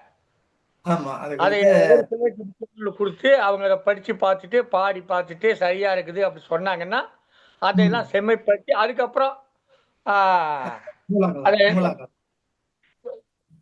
பிழைநீக்க பதிப்பு போடுறாங்க. இல்ல எல்லாமே இது போல ஒரு அமைப்பு வச்சுன்னு வச்சுக்கீங்க. ஒவ்வொரு பாடலாம் ஒரு நூலாகிறதுக்கு முன்னாடி இந்த நூலை கொடுத்துட்டு அதனுடைய மதிப்புரை, அது என்ன ஒரு திருநாவை மாதிரி சொன்னாங்கன்னா, அது மாற்றங்கள் இருந்ததுன்னா மாற்றி நம்ம நூலா போட்டோம்னா அது தரமா இருக்கும். எல்லாம் என்ன பண்றாங்க, அவங்கவுங்க பாடல எழுதி அவங்கவுங்க போட்டுடுறாங்க. அவங்களே எழுத்தாளர், அவங்களே பப்ளிஷரா மாறிடுறாங்க. அதற்கான தளமாக இந்த இணைய வழி தளங்கள் இருக்குது. ஆனா முன்பெல்லாம் பாத்தீங்கன்னா பத்திரிகை இருந்தபோது நம்ம எழுதி அனுப்பிச்சு வச்சு அதை அவங்க பார்த்துட்டு அது வந்தாலும் வரும், வரனாலும் வராது, ஒண்ணு இடப்பற்றாக்குறை, அப்புறம் சிறப்பான படைப்புகள் வருவதற்கான வாய்ப்புகள் இருந்தது. இப்ப அது நீங்கி போயிடுச்சு, அது இல்ல. அதனால இது நாம மீண்டும் அந்த முறையை கொண்டாந்து யாருடைய பார்வைக்காக கொண்டு போய் வந்தா அந்த பாடல்கள் நிலைத்து நிற்கும். அதாவது இப்போ இருக்கக்கூடிய வலைத்தளங்கள் அல்லது புலனம்லாம் எழுதுற பாடல எனக்கு பிடிக்கும், அதை நீக்கிடுவேன். எனக்கு பிடிக்கல, அதை டீட் பண்ணிடுவேன். அப்படி இருக்கக்கூடாது. உனக்கு பிடிக்குதோ பிடிக்கலையோ நீக்கப்பட முடியாதா இருக்கணும். பிடிச்சாலும் பிடிக்கலாம் இன்னைக்கு அதுக்கு என்ன பண்ணா நாம முன்கூட்டி அதை பாடலை எழுதி அதை நம்ம அரங்கேற்ற மாதிரி தகுதி வாய்ந்தவர்கள் முன்னிலை வைத்து அவர்கள் ஏற்றுக்கொண்டால் ஏற்றுக்கொள்ளணும், இல்லை என்றால் நீக்கி அப்ப அதை செப்பமிட்டு சரி செய்து அதை வெளியிட்டாக்க பின்னாடி வர்றவன் அதை மறைக்கவோ நீக்கவோ முடியாதபடி மக்களுடைய மனசுல போய் நிலைத்து இருக்கணும். அதுக்கான வழிமுறை நம்ம, இதுதான் என்னுடைய நோக்கம். இல்லை அந்த காலத்துல அப்படிதான் பண்ணிட்டு இருந்தாங்க. இப்ப சங்கம் சொன்னா அந்த சங்கத்துல வச்சு அங்கீகரிச்சாதான் நூலாவே அதை வெளியிடுற மாதிரி வச்சிருந்தாங்க.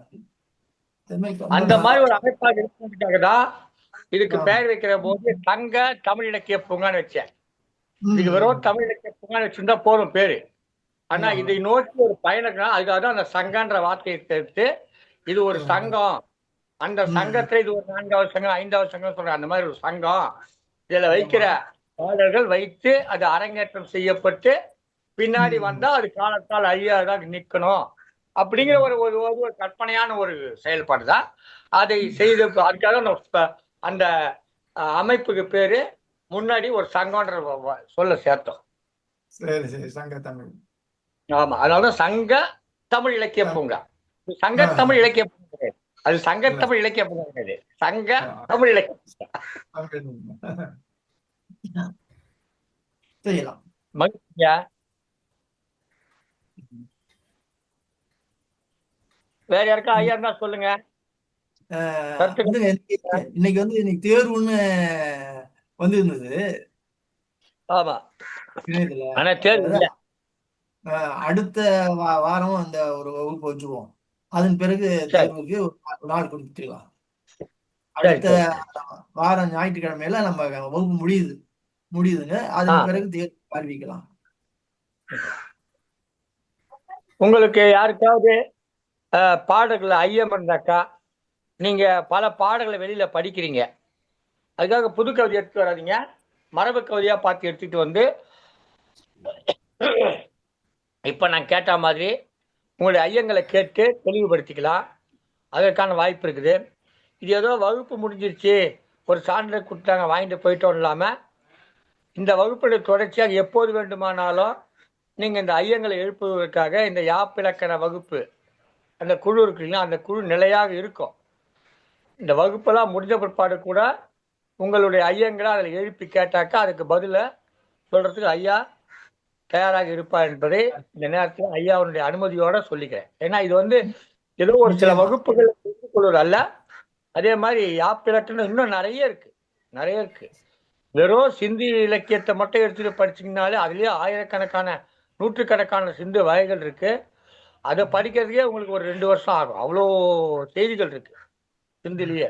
இப்போ நீங்க கூட ஐயா சொன்னாங்க கலிப்பாக வகைவா நிறைய சொன்னாங்க. அந்த வகையெல்லாம் நாம தெரிஞ்சுக்கணும்னு சொன்னாக்கா அதுக்கு நீண்ட காலம் பிடிக்கும். நமக்கு அது அந்த மாதிரி இலக்கணம் தெரிந்து கொண்டு நாம் ஒன்றும் புலவர்கள் கிடையாது, போய் எங்கேயும் போய் வாதிட போறது கிடையாது, எந்த சபையிலையும் போய் வாதிட. நமக்கு நாம் எழுதுகிற எழுத்துக்கள் நேரியதாக சிறப்பானதாக காலத்தால் அழியாததாக படித்தா ஒருத்தர் மனசில் பதியக்கூடியதாக அந்த பாடல்கள் அமையும். பாருங்க நிறைய பாடல் அந்த மாதிரி இருக்குதுங்களா, நிறைய பாடல் படித்தா மனசில் அப்படி நின்றுது. தொட்டனை தூரும் மனக்கேணி மாந்தருக்கு கட்டணை தூரும் அறிவுன்னு ஒரு பாடல் இருக்கு. அது படித்தோன்னே அப்படி மனசில் பதிஞ்சு. காரணம் என்ன, அப்படி ஓசை நயம். 2வது தொட்டனை தூரும் கட்டணை தூரும் அப்படின்ற ஒரு எதுகை முறை. அதுக்கப்புறம் சொல்ல வந்த செய்தி தொட்டனை தூரும் மனக்கேணி மாந்தருக்கு கட்டணை தூரும் அறிவு. எவ்வளவு அளவுக்கு தோண்டணுமோ அந்த அளவுக்கு மனக்கேணியில தண்ணி ஊறிக்கிட்டே இருக்கும்.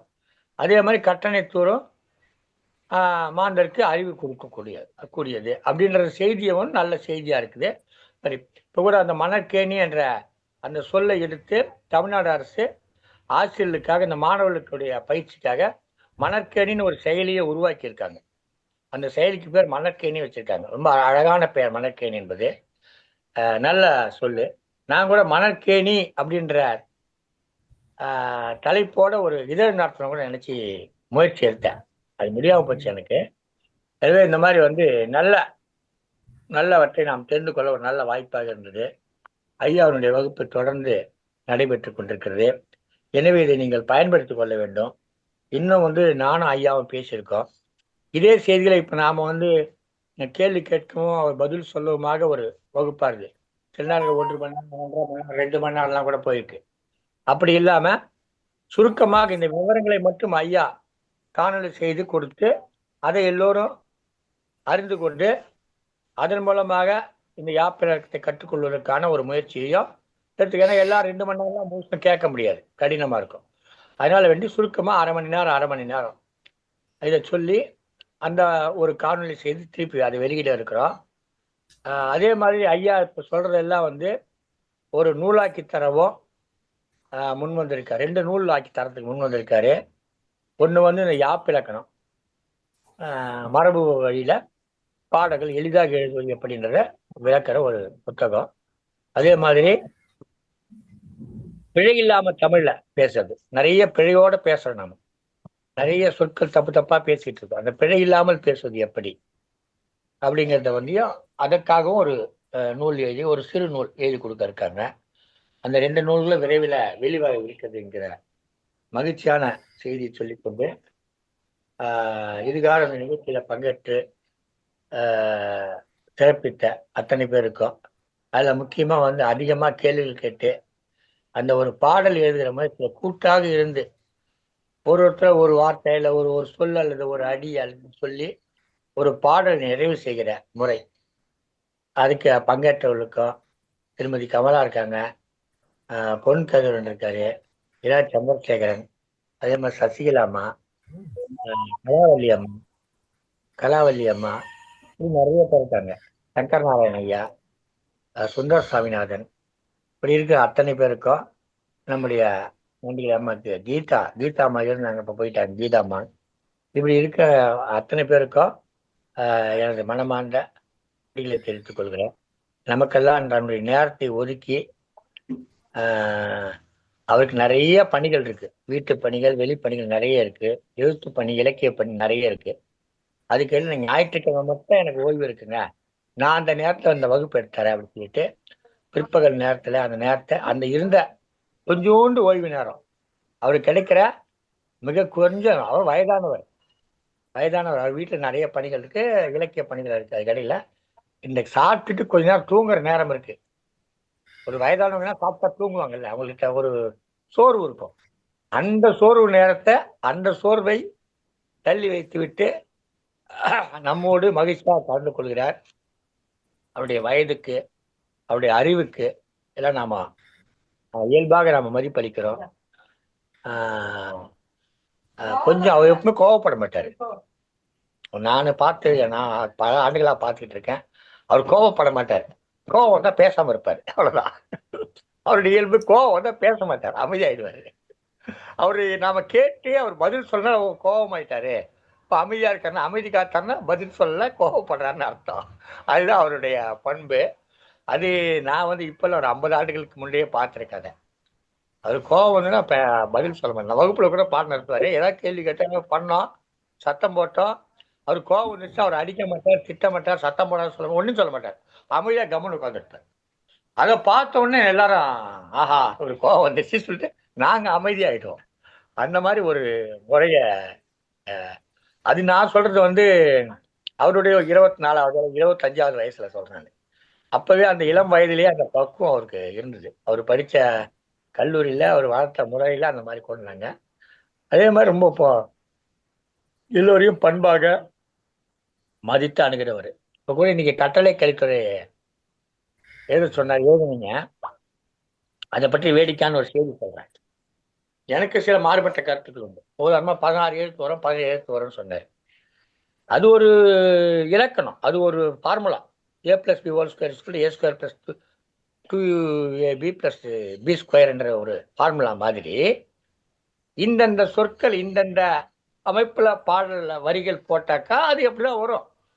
ஒரு கருவிலம், ஒரு தேமா, இன்னொரு கருவிலம், இன்னொரு தேமா, அதுக்கப்புறம் ஒரு கருவிலங்காய் போட்டாக்கா அதுல கூட்டி பார்த்தீங்கன்னா 16 எழுத்துக்கு 17 எழுத்து இருக்கும். முதல்ல கருவிலம் தொடங்கிட்டீங்கன்னா, முதல்ல கூவிலம் நோல தேமான தொடங்கிட்டீங்கன்னா, அதுக்கு அடுத்தடுத்து வருகிற கூட்டி பார்த்தீங்கன்னா உங்களுக்கு அதுக்கான எழுத்துக்களுடைய எண்ணிக்கை 16 தான் வரும்.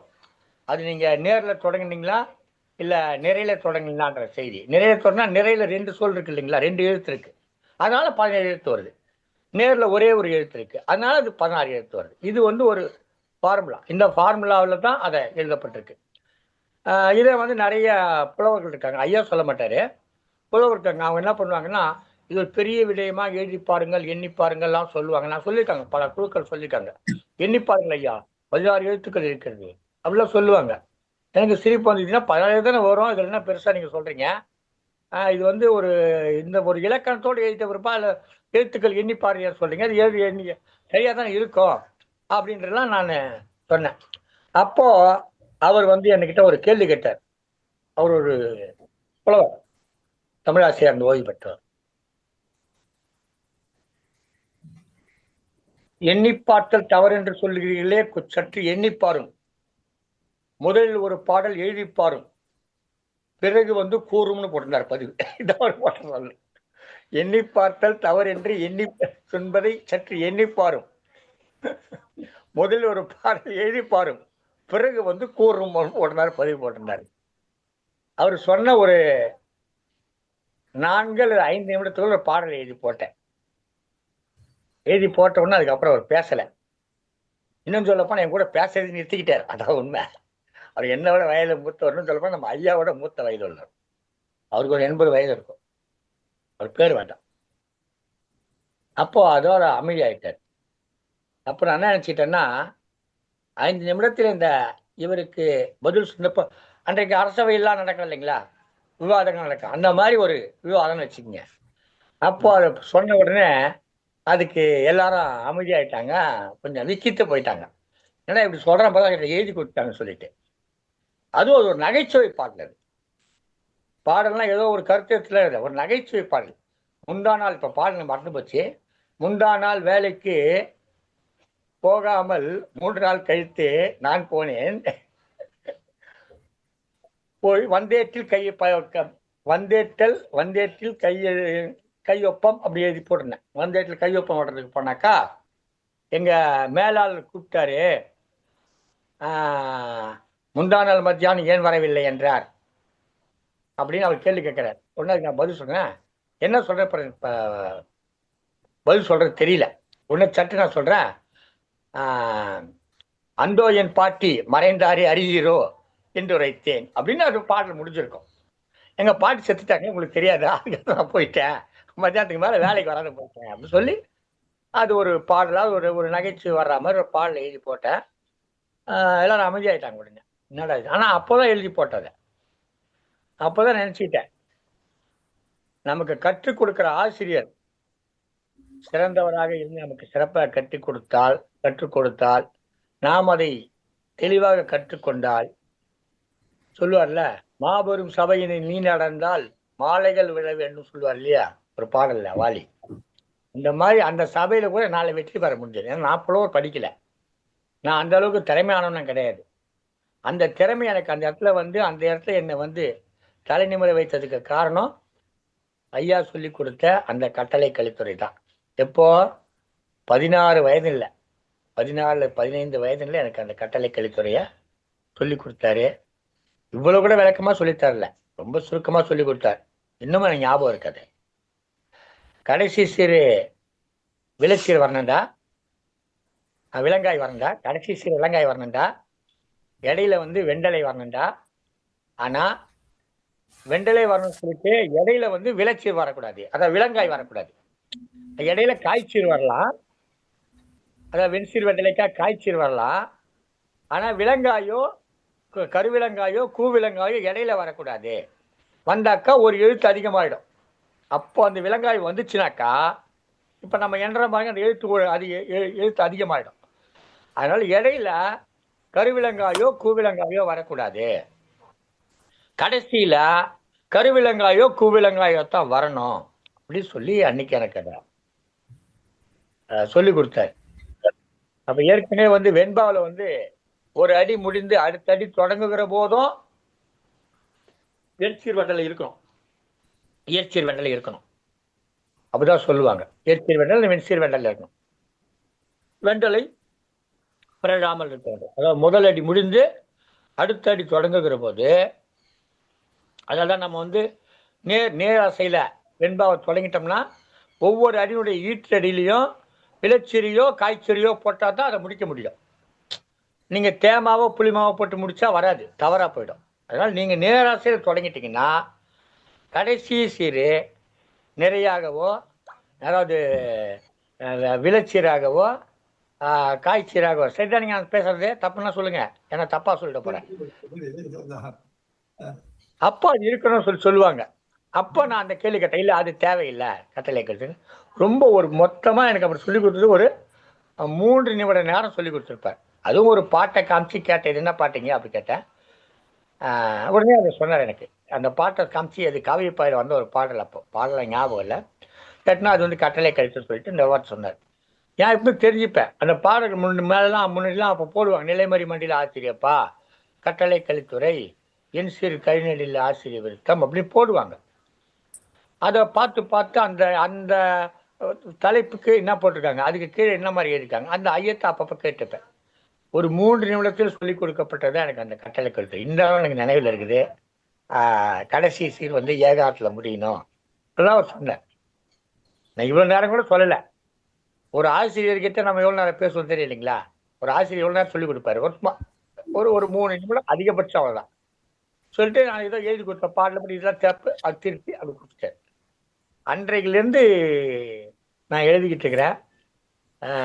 உங்களுக்குலாம் சொல்லணும்னு சொன்னால் 10ஆம் ஆண்டு 10ஆம் ஆண்டுல அவர் நான் 10ஆம் வகுப்பு தான் அவர் சந்திக்கிறேன். 10ஆம் வகுப்பு தான் முதல்ல சந்திக்கிறேன். 10ஆம் வகுப்பு முடிந்து அந்த 2 மாதம் அப்போல்லாம் விடுமுறை வரும். அந்த வெயில் கால விடுமுறை, முழு ஆண்டு விடுமுறைன்னு சொல்லுவாங்க. அந்த விடுமுறை காலத்தில் ஒரு 100 பாடல்கள் எழுதி கொண்டு கொடுத்த அவர்கிட்ட. அந்த விடுமுறை காலத்தில் 100 பாடல்கள், அதில் 10 கட்டளை கலித்துறை இருந்தது, இது இருந்தது, கலிவிருத்தம் இருந்தது, அப்புறம் வந்து அரிசீர் விருத்தம், என்சீர் விருத்தம். அரிசீர் விருத்தத்தில் 2 வகை, என்சீர் விருத்தத்தில் 2 வகை, ஆசிரியப்பா, வெண்பா, சிந்தியல் வெண்பா, குரலடி வெண்பா, இப்படி எல்லாமே நேரிசை வெண்பா எல்லாமே எழுதி ஒரு 10 வகையில் ஒவ்வொரு வகைக்கும் 10 பாடல்கள் எழுதி கொண்டு கொடுத்தேன். அதுக்கு பேர் அறிஞர் அண்ணா பதிற்றுப்பட்ட அந்தாதின்னு பேர். நான் எழுதின அந்த ஒரு நூல் மாதிரி எழுதியிருந்தேன். அப்போ அதை ஒரு 20 பக்கம் 25 பக்கம் வர மாதிரி எழுதியிருந்தேன். அதுக்கு பேர் வந்து பேர் அறிஞர் அண்ணா பதிற்றுப்பட்ட அந்தாதி அப்படின்னு பேர். அப்போ அண்ணா மேலே ரொம்ப பற்று உண்டு. அந்த பற்றின் காரணமாக அது எழுதினேன். ரொம்ப திருபிள்ளைத்தனமாக தான் எழுதியிருந்தார், பெருசா அளவுக்குன்னு சொல்ல முடியாது. அதுக்கெல்லாம் என்கிட்ட அந்த ஓராண்டுக்குள்ள இந்த 10 வகையான பாடல்களையும் அது இல்லாமல் நிறைய பாடல்கள் எழுத கற்றுக் கொடுத்தார். அந்த காவடி சிந்தன்னு சொல்லுவாங்க. தந்தனனா தானா தந்தனனா தானா தந்தனனா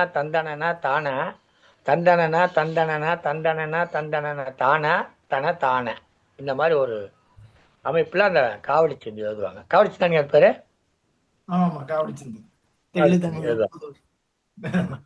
அது வந்து நம்ம ஐயா ரொம்ப அழகா எழுதுவார். எனக்கு அவருடைய பாடல் ரொம்ப பிடிச்ச அந்த சிந்து பாடல் ரொம்ப அழகா எழுதுவார். அந்த நிறைவா வரக்கூடிய அந்த 2 சொற்களை வந்து ரொம்ப மாற்றி போடுவார், ரொம்ப நுட்பமா அதை பயன்படுத்துவார். அது வந்து என்ன அதிகமா பாதிச்சுது. அப்போ இன்னும் கூட ஒரு பாடல் எழுதுற போது, இன்றைக்கு தான் எழுத நினைச்சேன் ஒரு பாடல். அதுல வந்து முன்னோர்கள் சேர்த்து வைத்த, பெற்றவர்கள் சேர்த்து வைத்த சொத்தெல்லாம் சொத்தா,